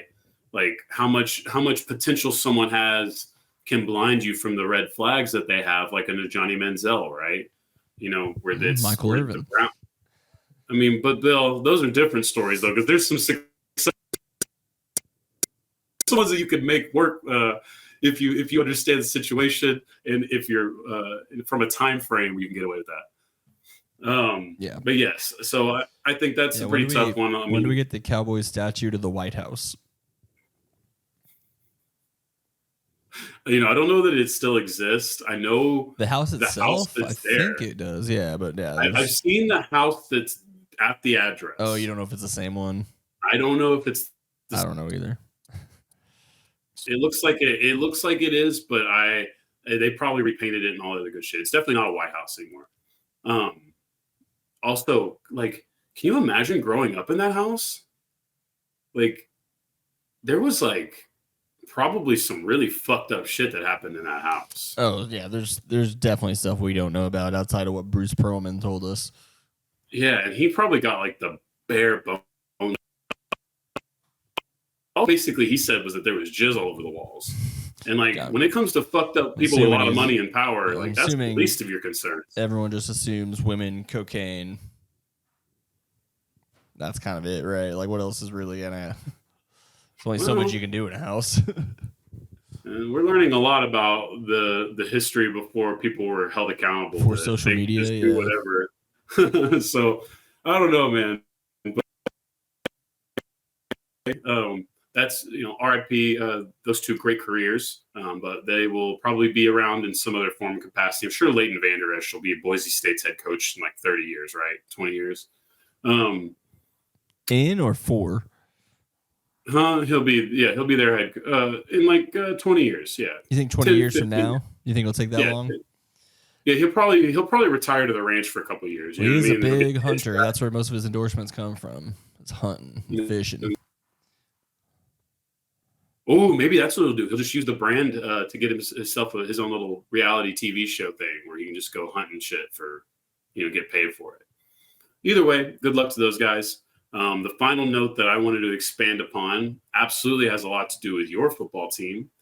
But since we, did our big free agent conversation with Caesar, some pretty big trades have happened. 5 very notable, one of them kind of notable, but 5 notable trades in quarterbacks or the quarterback market. Now, do you want to jump into your team first, or would you like to talk about any of these other ones? Because there's one that's very, very interesting. There's one that's not that interesting. There's 2 that's not that interesting. We just don't know. We don't know what the Vikings' plan is. I mean, they have Darnold. They let Cousins walk, thinking they made a trade to get higher up. Hey, Ziggy.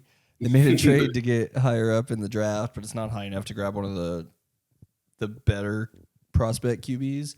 So I don't know if they're going to try to trade up again. Yeah, it all kind of depends. We're just kind of waiting on where the chips fall and everything. So I have no idea what the plan is, and I don't think they really. I mean, I'm sure they've got options, but they can't know until stuff plays out. So here's a couple things I want to go. I'm going to give you one reading and then ask you one question here on it. So you guys got the 23rd overall and the 7th round. Oh, you're talking about the trade itself? No. Yeah, just in the trade itself. The 23rd overall pick and a 7th rounder. You gave up the 42nd overall pick in the 2nd round, a 6th rounder, and a 25th rounder, or 25 second rounder. Yeah. So a pretty decent chunk of give up there. Still more. The idea to be that you're going to package 11 and 27 to move up higher. But the problem is, you probably get one other late day pick to make up for your pick you gave up. Yeah. That's just how they do it. The problem is none of those thing Jimmy Johnson made. Almost none of those teams at the top actually don't need a quarterback, So how you're going to get in there is tough. So yes, and that makes the question very simply. Let's say that the Vikings have the opportunity to make the trade to 4 to 5 to whatever. Keep your fucking 11th pick and you get the quarterback. Who is it? Drake May? It's not Drake May. It's probably not Drake May, but I'll be honest with you. I've seen some interviews with Drake May, and I'm not going to pretend like I've watched a second of film. I've seen some interviews with Drake May that make me want to drop him in the draft already. I don't watch any of this pre-draft nonsense. He's got a little too much fuckboy in his twang for my liking. I don't know if I'm seeing a serious professional yet or not, but they're kids, right? That's kind of part of this. There's some stuff there where it's, I don't know. Yeah, so if we're looking 1, 2, and 3, it's not Caleb Williams. 1, 2, and 3 all need quarterbacks. But 3 may not take one, even though they need it. What are they going to do? Who are they going to run out there? I don't know, Trey Lance. I literally don't know, but everybody keeps mocking them to not do it. I don't even know who's in their depth chart for QB now. They got rid of Mac Jones. Exactly. They're ready to pull in a late day pick. Maybe Jacoby Brissett. Maybe they will run it with Jacoby Brissett. Oh yeah, they got Brissett. Yeah, honestly, I can see those sickos doing it. So who's your guy then? Jaden Daniels, right? And then of course JJ McCarthy, who everyone says has a higher potential than what we saw at Michigan because of their offense. Which there's a lot of up and down from what I read about him. But again, it's so bad at evaluating. The only time the Vikings have taken a quarterback in the top 10 in my life was Ponder. So I would be afraid too. It's also why it's like every time I want to just have the fun conversation about replacing Dak, I hate how the Twitter handles it, because then they're just like, this is what you want to go through? This is what you want to go through? You don't love you. This is what you want to go through? And I'm just like, all right, bro, chill, man. I would rather go through this than knowing I'm not going to win a Super Bowl. Yeah, I mean, yeah, that's the other argument is like, well, it's like, look, I don't know. Like, it's one of those things. But to be fair, though, the Vikings are in a different position. If this is the Bears, it's easy, right? You take Caleb Williams and you just hope he's the guy you think he is. For the Vikings, you have to take some risk. You have to take who's left for you. Yeah. Or figure it out. But the defense improved quite a bit last year. They've got maybe the best skill position group in the league with Jefferson, Addison, Hawkinson, and now and probably the best Aaron box Jones. starter you could have added. I think you did. You gave yourself a guy who's not necessarily going to get beat week 1, week 2, but probably could lose the starting job. Darnold? Around. Yeah, I guess it just all depends on who they draft and how he looks coming in. But I think they'll be easy. I think there's another shot. I think you guys have a good offensive system for him to get that shot. And then the shot only lasts as long as he can keep it. You know what I mean? Or if the other guy just forces his hand, which would be a great situation. It's tough to force hands, though, but you really have to force your own hand in that situation. But it depends on how training camp and preseason goes. So, the Vikings, that was their big move. We did have some real actual moves made. So I'll go with the lamest one. Okay. It on from Desmond Ridder. He's now the backup, which I think is significant because of how much Kyler Murray's my internet's time. killing us. Huh? Can you start that sentence again about the Falcons, I think? Yeah, so the Falcons made the lamest move of the quarterback roulette. Okay. They sent off Desmond Ridder over to Arizona. He'll be the backup to Kyler Murray. That's notable because Kyler hasn't played a full season yet or whatever. It's been a couple of years. Rondell Moore is who goes. It's just a straight up player trade. I forget where, but I've seen some people actually excited about Atlanta adding that to the weapons they've provided Kirk Cousins. So maybe that's an interesting trade, but not because of the quarterback involved. Then the second lamest after that is either a tie between Kenny Pickett going to Filthy, because of course he'll just be a backup quarterback there. But it is also still kind of an interesting. Gonna miss some time this year. Yeah, and it's an interesting team to have chosen to go to, or for them to have made the decision. So there's also so basically they gave up a 3 to get a 4 and Pickett. And to be fair, the Steelers were just shopping Pickett, so I don't think they really cared. They were just gonna get the best deal they could for him. No, honestly, I think this is kind of as long as the kid's not a fucking complete piece of shit, like I think it's a pretty savvy move to add a reliable backup, or an interesting backup, I guess is probably the better word. I mean, yeah, he's pretty interesting unknown. backup. I mean, Steelers fans will tell you he's absolute garbage, but that's because they had to watch him for. He's never played in the no identity offense either. He couldn't beat out Mason Rudolph and Mitch Trubisky, so. Yeah. So that's kind of the big one there that is not so big. Could be interesting. Could be something. Sam Howell is now a Seattle Sea Chicken, so RIP to my Washington year. Maybe, potentially. See how one of these rookies are. Who's he backing up in Seattle?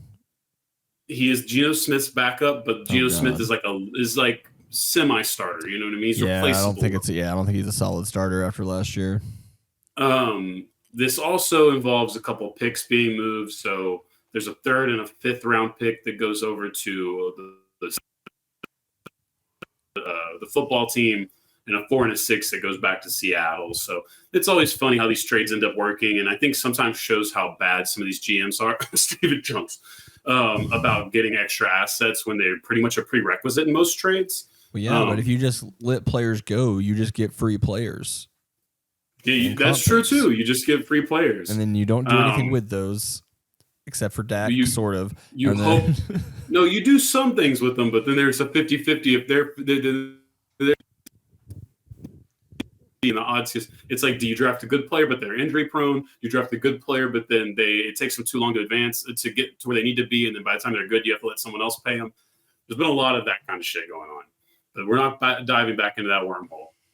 The final trade that we have to talk about is the biggest quarterback trade. The one I'm happy to see, actually. I think this is probably my favorite offseason move Justin Fields is now a Pittsburgh Steeler. I know you're going to laugh at it, but I think that he's a talented guy. I think this is the it's a good Steelers program. organization being like, we've never had a reason to fire Tomlin, so we're just going to saddle him with Russell Wilson and Justin Fields so he can finally have a losing season, so he can finally fire him. I don't think it's that, but I like where you're going. I think that it's an interesting quarterback room that I almost wonder, does it go to a point where they have to release Russell Wilson in the middle of the season? He's not maybe it costing won't anything. be that bad. They have the lowest. Yeah, this maybe. might be the lowest QB cap hit in the salary cap era as far as your whole QB room. So the third stringer might be making more than the first two. So that's the fun part of Pittsburgh. Pittsburgh's obviously had some quarterback trouble since Big Ben. Even the last few years of Big Ben were pretty tough because he was still trying to go, but his body wasn't. I know he hasn't won the championships, but there's something to be said about Tomlin potentially being the greatest coach of all time. Never had a losing season. He's really good, dude. He's really had a losing season. Come on. He's really good. That's why I really love Fields going here, because I think Fields is a really good quarterback potentially. I don't think he's a great quarterback. They're just going to Taysom Hill him, right? The right thing. No, I mean, maybe to start, but no, he's going to play. I think he's a good player. He had a good second half of the season. They've got a good offensive core. They've got the new coaching staff, which obviously was a big part of their issue on offense last year. I think Pittsburgh's low-key made a really great move here that's going to end up panning out for them. And I think at the same time, Chicago did the right fucking thing because USC had their pro day today and Caleb Williams is special. So it's fine. Like, this is perfect. I think that, it's a 6th-round pick, kind of a 4th-round pick if he plays 51% of the snaps this season, which I think is likely again to happen. All right, so let's go through these games that supposedly Justin Fields had a good game. First of all, as I look through all of their schedule last year, I think the Packers and the Bills are the only good teams they actually played. Right, but what are we talking about for the?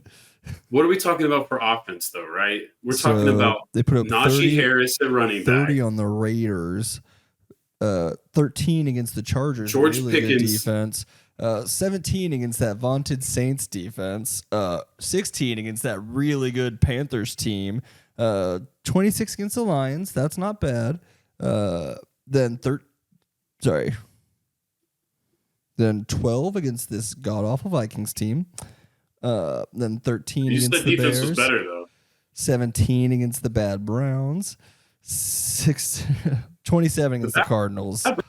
37 against the Falcons. Those games shouldn't mean much to anybody. But I'll end my Justin Fields slander there. I think that there's plenty of times where I just think he's another Kyler Murray, where you'll see 3 games and buy in, but you'll never string together a season. I don't think it's that bad. I think he's closer to Hurts than he is Murray, and I think it's the way that he feels the game. I think he's a good player. I think they suck. They had a really they were really bad. Didn't you? He has George fucking Pickens, bro. Huh? Did I?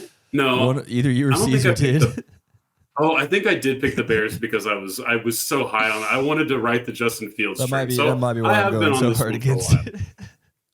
I have been high on that, but I did that out of a troll mostly because there was no clear winner of the division, and then I just picked the Bears for fun, and I was very. It's okay. I took the Giants, so we're all even. The thing is though, you have Najee Harris, you have George Pickens, you have fucking. They have a mock to pick Bowers with the 1st-round pick, bro. Like, this could get very, very fun, very fast for him. And you still have the Pittsburgh defense. I know they're not the same thing, but dude, they still have Watt. They still have Mika Fitzpatrick. They still have some serious motherfuckers on that defense. And yeah, I've kind of stopped following the Steelers as much now that the Ravens and Bengals kind of took over that division. Well, just look at no further than see how shitty that offense was last year, and they were a 9-8 team, right? Tomlin can't have a losing season, and that defense was testing incredible. We're going to test it so hard this year. That defense even got injured and still stuck up to that. Watt didn't even play in the playoffs. I don't think Fields is going to play unless Wilson gets hurt, or I think he'll play if they're like 0-8.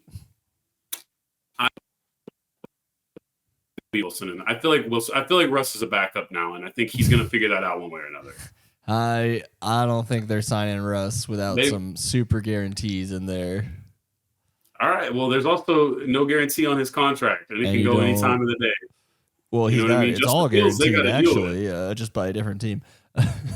Well, yeah, no, he's good, but you know what I'm saying? Like Justin Fields, they have to be financially responsible for it. It just makes too much sense this way. What about doesn't he have like a 5th-year option coming up? Wouldn't they have already had to do that? Do you know? I think they would have to do that this off season. So after the season, they would have to make that decision because we just had to do it for Lance this year. Before their 4th year, though, right? Well, we did it for Lance this year. He was drafted the year before. Okay, Fields, so right? His 5th-year option will be next year for $25.7 million over the $3.2 he's making this year. Yeah, but they don't pick it up till the end of the year, I think. Good luck. So yeah, I mean, you're right though. They could just walk away from the player, and that matters. But I don't think they will. I think Justin Fields, especially for how quarterback play is in the NFL right now, I think Justin Fields has a shot to be a starter for a long time. I do. I genuinely do. When when I just combine the two, when Dak and Kirk can be such clear, better options than what you have on the market regularly, that's tough, bro. It's tough to argue the fact that the quarterbacks suck like ass, bro. Like, bro, even Trevor Lawrence is just like, do you give a fuck, bro? Well, like, have you seen era. last year's it's like there's like a full clip of all of Calvin Ridley's touchdown drops last year, and it's like they win 5 more games if Calvin Ridley just can catch a normal pass. No, I feel that, but Trevor Lawrence still has left a lot to be desired from himself, and it's only because the expectation is so high. Enough Jags games this year to know that if he gets a little bit of help, he's an all-star. They're making a run. He should be better. That's what I'm saying. But he's not even. Trevor Lawrence can't throw and catch the ball. They're fine. They're not that talent depleted. No, that's actually a really cool division next year. Houston, Jacksonville, Indianapolis, and who's the other one I'm missing? Tennessee. That's going to be a fun division. Tennessee, not as much, maybe, but those other 3 should be fun to watch. We're in a world where I can talk myself into this Will Levis guy just because I think he can do it for like a couple years and then just keep a job. That's just kind of where it feels. Yeah, I don't know well enough about him. I probably need to see a little bit more to actually have an opinion. Talented dude plays in a system kind of thing. That's basically what you have to be now. Like, I just feel like we don't accept enough from our quarterbacks and a lot of people. Like, I think Brock Purdy's doing. Why can't they all be Patrick Mahomes? Well, they can't all be Patrick Mahomes. That's for damn sure. But it does feel like there's some. It just feels tough, especially when you have these old heads coming out. Like, I don't feel like Tom Brady's being a hater. I feel like Tom Brady's just being honest. You know. What did he say? You just have him talk about how shit the quarterback play was whenever he did his like media stuff around the Super Bowl, I think, where he was just fucking ragging on the quarterback play. And I do think there's a part of it. And maybe the coaches are to an extent where like they're the ones enabling this is also there's that whole thing with Justin Fields being like, they're talking in my ear too much pre-snap. I mean, but like realistically, and we laughed about the Kyrie Irving thing, but like you cater to because that's what sports is. You don't go too far. You don't baby them. You don't need to fucking hide videotapes necessarily. You can, some choose to, but you don't have to. What I'm saying is in these circumstances, you can spend a little extra cheddar cheese making sure that your players are right. You can tell a coach to not do something that his player clearly doesn't work very well with. Like, that's part of the coaching thing is to you're the mesh to the athlete, not the other way around. Like, it doesn't work like that. That's 60s coaching, and that shit didn't work very well for all those people unless they're drill instructors, you know? So it's just a funny thing that we see. And that's why I don't necessarily know how I feel about my quarterback. And I feel like there's a lot of teams like that. But I also know how terrifying it is to be in the market for one, too. Do you? When was the last time the Cowboys were actually in a market for a quarterback? Yeah. I guess Drew Bledsoe. Yeah. Drew Bledsoe. I remember like yesterday signing Drew Bledsoe and thinking everything's going to change. It It kind of did. It Just led in to a weird Romo. way. Yeah, They it signed did. Drew Bledsoe. Quincy got caught with pot, and then somehow Tony Romo got to just hang around, and now he's one of the highest paid broadcasters in all time. Yeah, the brand. Oh, Jim. Strong. The brand is strong. Jerry was like, look, I need you to go out there and tell everybody Dak's the starter, but don't worry, I got a plan for you. Don't worry, you're going to make so much money that you'll never even think about playing football again. And he did. You can play golf 6 days a week. No, dude. Probably Do 7. you think so? I think that conversation with the Houston Texans lasted like 15 minutes, right? Because this I picture it like I think I mentioned it last week. The FX show Damages, where Houston and Tony are all ready, and then Jerry makes a single phone call, and Houston's just like, "Ooh, we gotta go." Yeah, I mean, sorry, but Tony.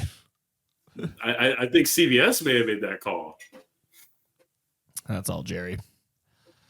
Jerry on CBS. That's his value, is wheeling and dealing. Perhaps I didn't know he was signing media deals, but this kind of media deal, I did know he was signing media deals. Backdoor for sure. He's definitely having conversations. You think he's why we have Troy? No. Did he create his own monster? No, I don't even think. I don't think anyone knew Troy was going to go that route. Because if you listen to any interviews Troy did as a player, you're like, no way that guy's going to be a broadcaster. Well, we didn't know how mad he was about the situation that he was in. I mean, true. Even when they were good, like he wasn't. Yeah, because they were still good, but they were fucking jackasses ready to combust at any moment, and he knew it. He definitely took a turn with his personality once he stopped playing. And it's been great. Absolutely, I think he's probably my favorite of our generation of broadcasters. So I didn't live through it the same way, right? But like it reminds me a little bit of Kobe, where somebody really kind of rewrote their personality on the fly, and now the majority of people don't really understand them for what they previously were known as, or they kind of do, but not the same. Sure, and then the Kobe thing's obviously a little different because when you die young, then all of a sudden you're a hero. But even before that, Kobe had become in the 4 years since he was retired, even the 2 years before he retired, it was a different guy. Like the way that players were talking about him, the way he would talk about players, it wasn't the same Kobe Bryant. Yeah, like I guess once him and Shaq patched things up, it was probably a new era. You could just tell. I mean, even like I said, even before he was done playing, dude, you could tell that he wanted to change that more than anything. And I think for Troy, it was just natural. I think Troy just didn't realize how fucking pissy he was being the head or being the biggest face of the biggest brand and the biggest everything. Like Troy Aikman's life sucked for a decade straight. And it was nice because he was winning and winning titles and breaking in the dough. But like that was tough. That was a tough way to start your career. That was a tough decade for him for a lot of reasons. Skip Bayless being just a small part of that. Skip. Just like basically Skip Bayless was just like, somebody had worked their whole ass off. They're tired from the day. They're just, everything's bad. And then just for some fucking reason, you stub your toe walking in the door or something. Like, it's not the biggest thing on your agenda, but God damn it, is it annoying and painful. You know what I mean? Front of mind for sure. Yeah. He puts himself there. Yeah, he did. And he's still doing it, actually. He was hating on Anthony Edwards' dunk, I think. Because it's not really a dunk. Yeah, but I can't tell if that was a meme.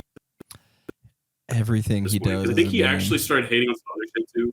Yeah, dude, it's so hard. It's so hard to tell. It's like Trump whenever people do the fake Trump jokes. I'm like, this sounds so believable. There's no such thing as irony anymore. It's all just a mesh. It is. Mostly this podcast. A mesh of irony.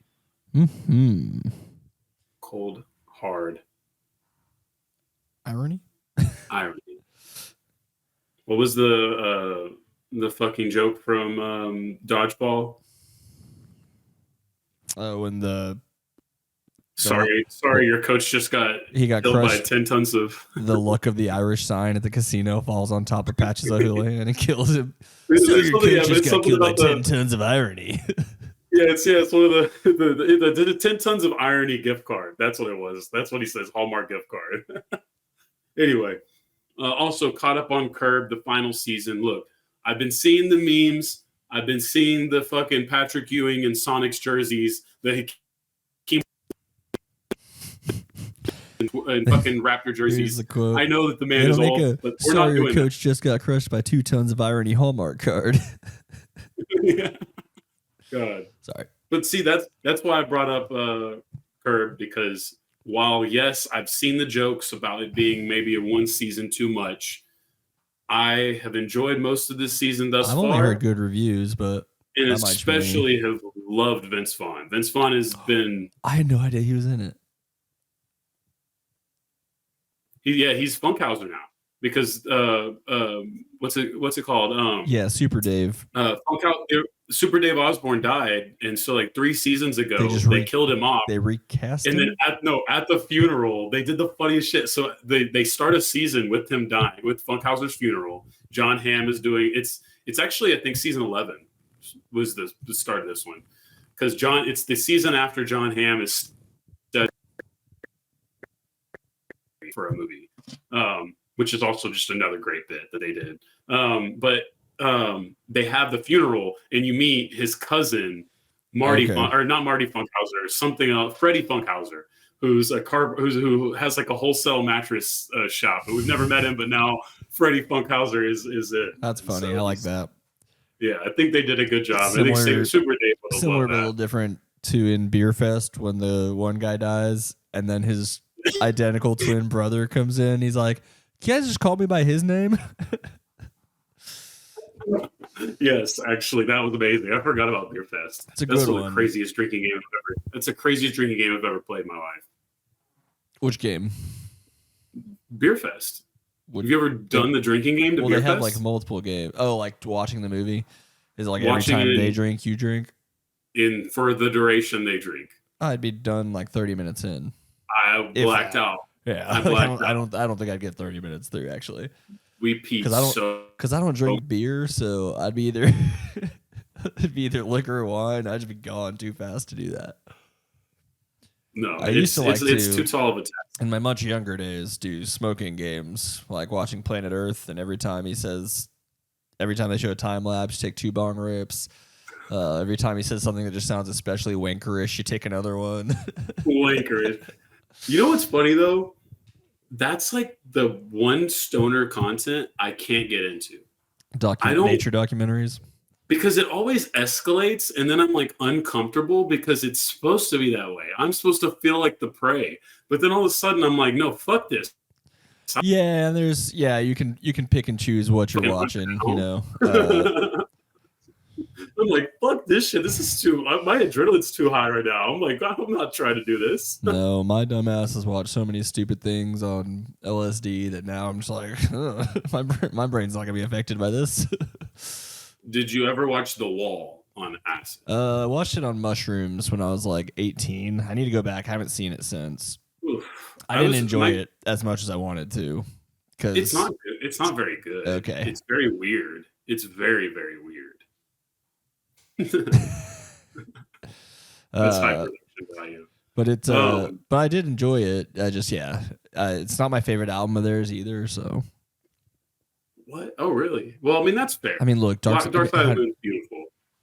It's very beautiful. Potentially the single greatest album ever created, front to back. Even though it's not my favorite of anyone's, but I honestly, the artistic decision to have Time start with 1,000 cash registers. That freaks me out if I'm on drugs and that happens. That one bothers me. I think that's one of the ones that kind of kills it. But I just love The Wall. When I was a kid, concept albums, like I didn't really know what that was, and The Wall was the first time I was explained what a concept album.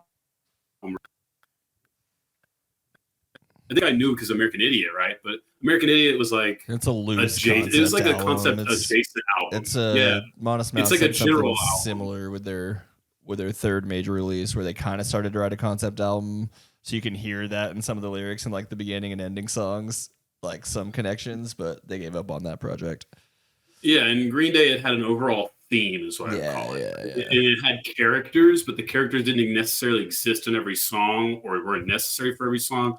So that's why I nitpicked that. But The Wall is really well done. That's why it was a perfect movie. It's in a very weird movie for like just the sake of kind of being weird, I guess, in my opinion. But it's heavy subject matter. That's the one thing I want to show to my girlfriend, not because she gives a shit about dad rock, but because I think that she's so interested in the brain and trust the government.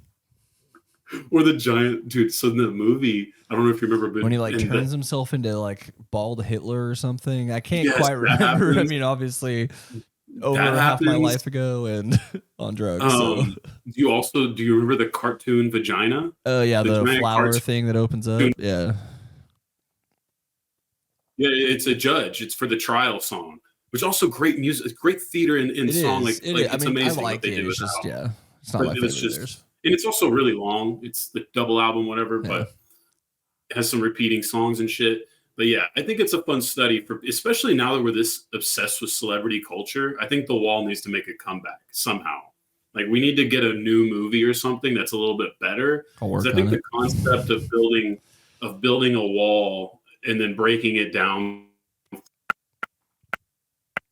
of an album could resonate now with people in mental health struggles more than it did in the 70s when people are like, yeah, that means to fucking take drugs, bro.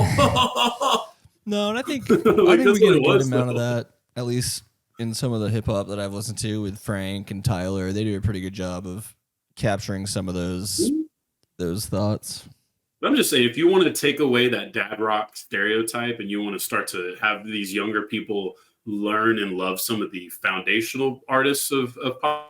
Yeah, you show them the video of Pink Floyd at Pompeii just making awful loud sounds together.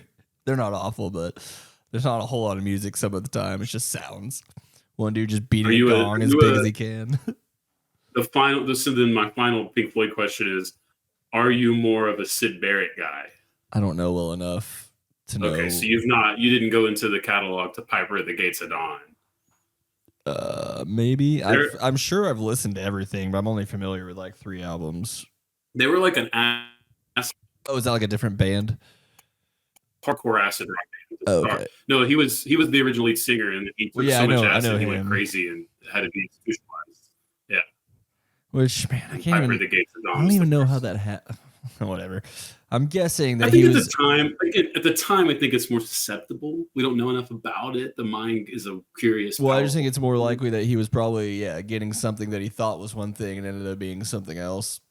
that could be very true too. Testing kits not very available, And just probably more difficult to so that's get resources to make the exact thing. Whereas now I just have the internet and I could make it work if I knew what I was doing. now we got prisoners doing it in their jail cells. I'm trying to think. So I think my favorite song is probably going to be Fearless off Metal. And I do think Dark Side of the Moon is the best front to back. Obviously, the Wish You Were Here EP, if you want to call it that, pretty incredible. Have a Cigar is like one of my favorites. And coming off of Welcome to the Machine, the track, that's the thing. They do track order better than everybody else. That's really what they do better than everybody else. Beyond being musically talented, they order their tracks so well. And they actually make 15-minute long songs interesting enough to sit through that period of time. Where I think a lot of that sometimes I think those 2 songs, that particular EP is a good example where those 2 songs, a lot of people love to put those together and listen to 30 minutes of that. And I mean, and Wish You Were Here. No, not Wish You Here. That's the name of the 2 songs that start in the EP. Wish You Were Here. Oh no, sorry. Shine On You Crazy Diamond and Welcome to the Machine. And to have a Shine cigar. On You Crazy Diamonds. And Yes, Wish You Were Shine On You Here. Crazy Diamond Part 2. And I just believe. Shine On You Crazy. Yeah. It's part 1 through 4, and then track 5 is parts 5 through. Oh, maybe did they re-release that for the digital albums? Part 6 through 9 is the second part of that, track 5. So And then 1 through did you- 5 is track 1, and then 6 through 9. And then is you got track the 5. don't forget the '90s comeback album without Roger Waters, or no, with Roger Is Waters that and no Division Bell? That's the one that was the learning. Yeah, I never listened to this one. I don't think, or whatever they released. Learning to Fly was solid. Whatever they released in 2014. I guess they put out another one. Oh, I didn't give a shit. Dude, you know this who's might still going out there? be. What's up? You still got AC/DC releasing music, bro. It's dead serious. I'm not. Yeah, probably with a bunch of not original members. Oh, right? Momentary Lapse and Reasons, the one I was talking about. That's '87. So Division Bell, I don't even think I have. That's I don't think I know. 94, and then they I don't put even know out if I've one in heard that one. 2014 also. But I that just might remember- be a, like I'm pretty sure I have a old T-shirt track with thing. Division on it somewhere from when my parents went to concerts. But yeah, there's your dad rock segment to tie it all in. You know, I should- you pass the aux. I should mention you're One day. wearing a North Texas sweater and you like concept albums, and I've been using this clip at the start of our podcasts that I lost the button for. Just give me just 1 second. Is this Bowling for Soup? Nope. Who's So this is a guy named Fishboy out of Denton, Texas. That album is called An Elephant, and it's a concept album about the ghost of Topsy the Elephant after Thomas Edison murdered it on Coney Island. And it's the elephant coming to terms. specific. He starts out really angry at Thomas Edison, wants to get revenge, and then he finds peace and moves on. But that guy, Fishboy, he's been putting out. They're kind of like rock operas, I guess. For like the first however many songs all kind of intertwine, and then the last song brings it all together. And it's great. You should. I'll send you some stuff. But if you like a story driven album, that's what he's been doing since like 2007. Interesting. In Denton, huh? So I even coexisted in this world. Yeah, and by the time you were up there, his probably biggest popularity, I would guess, was around 2007-8. I've been to a few of his album release shows. Pretty fun stuff. Yeah. Actually. Yeah, I always struggled with that, but it was just because it was like, I feel like Denton did a disservice of trying to teach me their version of music. You where they got were like, there after the golden age. But everybody treated it like it was the golden age, and I was like, who the fuck are these people? Like, bro, what are we talking about? Like, who are these? Like, I don't. There's still like, plenty bro, of good stuff, but yeah, it's yeah. And from my perspective, it was weird too because I'm so far removed from that sort of genre because you have to be access to the internet. You have access to more local stuff.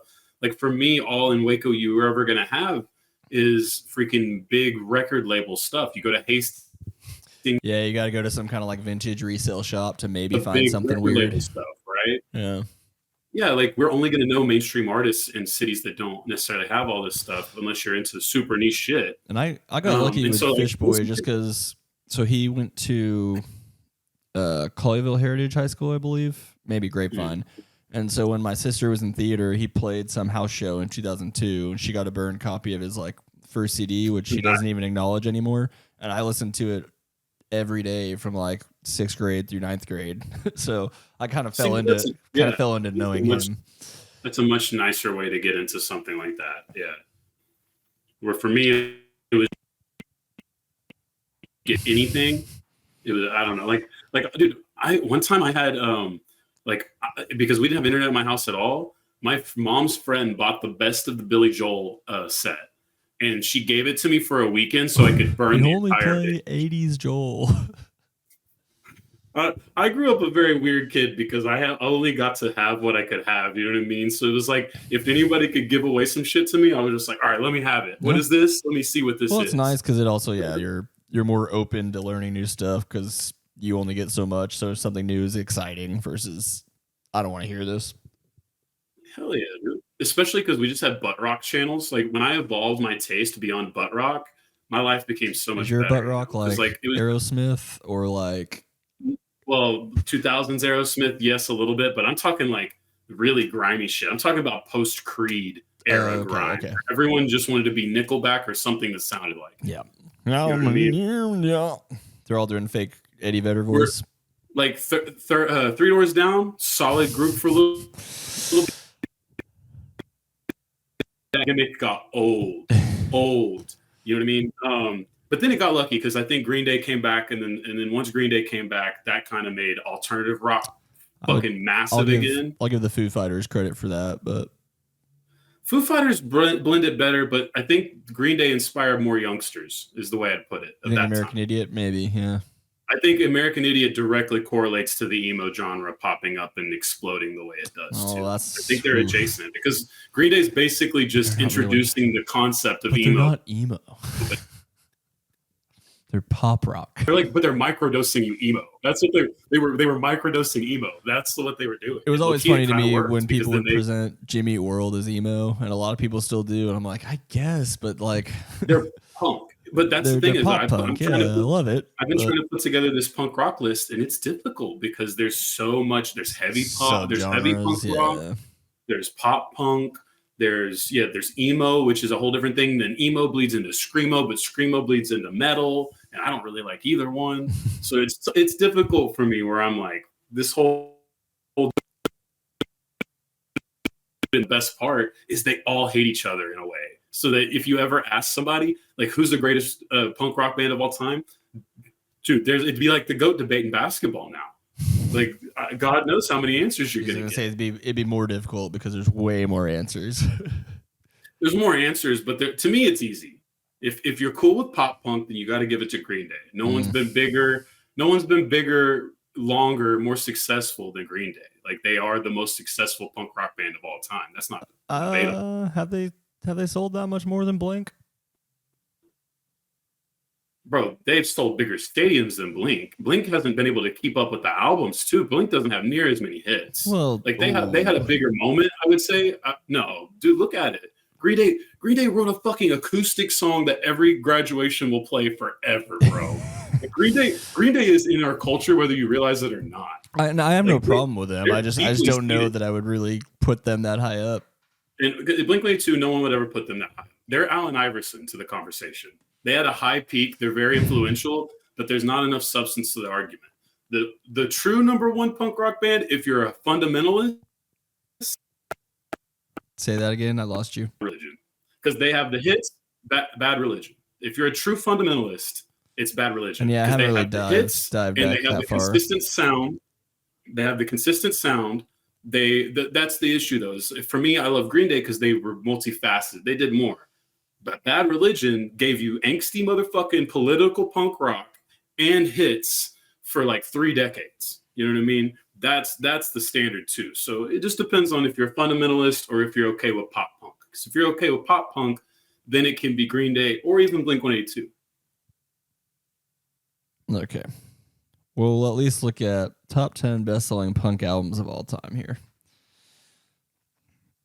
And I'm going to guess I don't know if that's a good metric. I'm just interested. Not to decide I just am interested in knowing who's sold the most. I would like to know Dookie's top 10 though. It should be top 10. Christ, the goddamn paywall pop-up nonsense. I love the paywall. I'm trying to think of what would be the number one. Okay, it wouldn't be a Bad Religion album, I wouldn't think. So Dookie's number one. Offspring Smash is number 2. Offspring should get some. Offspring is a good conversation, but they're not there either. I think they're more of a music lover's best punk band. Yes, I would agree. Your favorite punk band's favorite punk band. Yeah. I've never heard of Bad Brains. Bad Brains is old school. That's Their like one of the self-titled is number 7 in the best-selling list. It's basically what started ska, essentially. Man, I tried to listen to the Dead Kennedys. Couldn't do it. Dead Kennedys not that. Yeah, they're not that. They're fine. They got a couple of cool. It's a time thing. They when they came out and everything really mattered. So. Can make a sick ass song where the hook is pull, pot, pull, pot, pull, pot.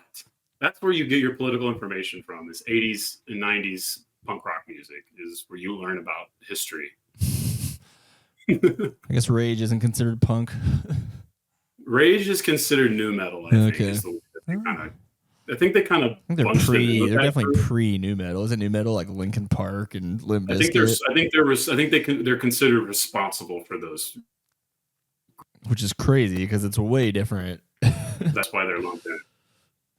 but it's not. It is, but it isn't. It was different, but it was kind of the same thing. I think that they were all failed.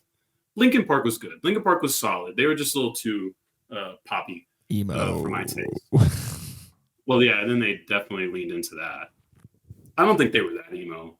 They were just they were bitchy. Yeah, I guess if you have you read the lyrics? Yeah, I guess if you're talking about, I guess I was thinking. I've become so numb, I can't feel you there. It's true. All their songs. I mean, there's a reason they were one of my most listened to bands in 6th and 7th grade. No, that's fair. I mean, But that's my thing about the emo genre. Is it about the lyrics? Is it about the music? I don't really know. Well, it depends on who you talk about, because I think some artists were very clearly doing that, and I think for some me, were just having the epitome fun. of emo is like Dashboard Confessional and Bright Eyes. Yes, Some people want to throw agree. in these electronic bands, or not electronic, but like electric guitar bands, and I'm like, I don't know if your electric guitar counts as emo. Although Hawthorne Heights, I think but like My Chemical Romance is always a poster boy for emo, but they're so. It's like a small factor into a bigger artist. They're emo queen. Yeah, I mean, yeah, that's a good way to look at it.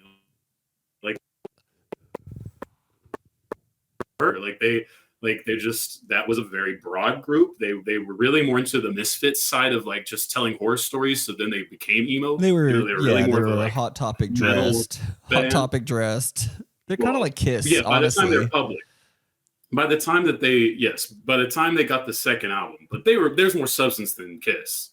They got two perfect albums, in my opinion. The weird thing with Kiss is that they are all like damn talented. It's just boring. It's corporate. Yeah, but Kiss is corporate rock. I agree with that. They're pop gods. Like that is what they invented essentially. But I wouldn't give that to MCR because they had two perfect albums, two very influential albums. So I think that's tough. I always thought the Used were underrated, maybe a better band, but there are some more misses I think in their catalog. They probably had the better like one album kind of thing. You know? I think it's just like when they, I don't know. I don't even know how to explain it. It was more raw emotion than like really well written song. I just remember, and this is the best part, and I guess we can close up on this, but it's in year 2024. This doesn't sound as crazy, but I remember being a little boy. Everyone's world rocked by a very hilarious love affair between those two bands, where the two lead singers were like dating each other for a second because they were both bisexuals or whatever. It was the very beginning of people being more open about this kind of stuff. I always felt and that we're not was shunning it or shaming it. I just thought it was a PR deal. I never actually thought it was a real thing. Well, and the best part is now it kind of probably looks like that because now we have so much years of celebrity stuff where we're like, damn, looking back, was that just fake anyway? Which, I mean, anyone who knew about, Liberace or Elton John probably should have known this has been going on a long time. Honestly, I could do a whole hour on why Elton John's the GOAT because there's no way that his audience doesn't even understand how much he's been making fun of them a lot of the time. Like all jokes aside, his catalog is crazy, and some of the choices he made, despite I used to know pure hate-hearted bigots that would stop what they were doing for an Elton John concert. Everybody loves Goodbye Yellow Brick Road, Tiny Dancer. Bro, have you ever heard a Texas love song? Maybe. I'll look There's it up. a deep cut. There's a deep cut for you. He takes a Western style and makes fun of the way that, we're tough and we're Texan with necks good and red. Yeah. And shit like that. It's really good, bro. It's very similar to Southern Man though. So I'm sure if it would have been as popular, he probably also would have got a diss track from Skinner. Leonard Skinner. If he was from this country, they would have given him the time to. Well, no. What's it called? Neil Young. Neil Young's Canadian. You're right. He's at least from the same hemisphere. And the best part is I feel like now people know this. Rural Canadians are basically Southerners anyway. Oh, I mean, Calgary is so just Fort Worth North. Without just the clear history of, I don't know what their history of racism was. I don't know what they built their shit on. But I know how we did our shit. The natives. Yeah, all right. So exactly. So that's what cracks me up is I'm like, you're getting criticism from somebody who's influenced by your music and is simply just saying, "Hey, man, I don't think your God would like this," and you're like, "Well, a Southern man don't need him around anyhow." That's so, like, honestly, that really tells you more about history in America. And then Kid Rock went ahead and just stole that song and mixed it with an even better song, Werewolf in London. Which is good because I felt like Warren Zevon deserved that. I don't know love anything and about recognition. him. I only know that song. Really talented for his time, but just I think it was a saturated era. You know what I mean? It's tough to stick out in that era. But yeah, fucking Kid Rock, bro. Just the destroyer of culture. And on that note, he was good in Joe Dirt, so we appreciate that, Kid Rock. It's all, it was all worth it. I'm serious. I will give it up. So what do you want? A wham burger and some cheese fries? French fries. French fries. That's the perfect role. That's the perfect Joe Dirt. My favorite part is when Joe Dirt goes, "I'm cool," and Kid Rock goes, "No, you ain't." Or when he's talking to him about Brandy and his friends behind him are just going, "Woo!" All right. Oh, I'm losing my mind now. If you guys stayed through this, appreciate it. I'm going to try to edit out some of my internet's failings on this episode. And we'll be back next week with some heavy-hitting Texas Rangers 2024 title defense season preview. First place Texas Rangers. # free the elephant in the room. And yeah, let's hope that we get to see our friend again someday.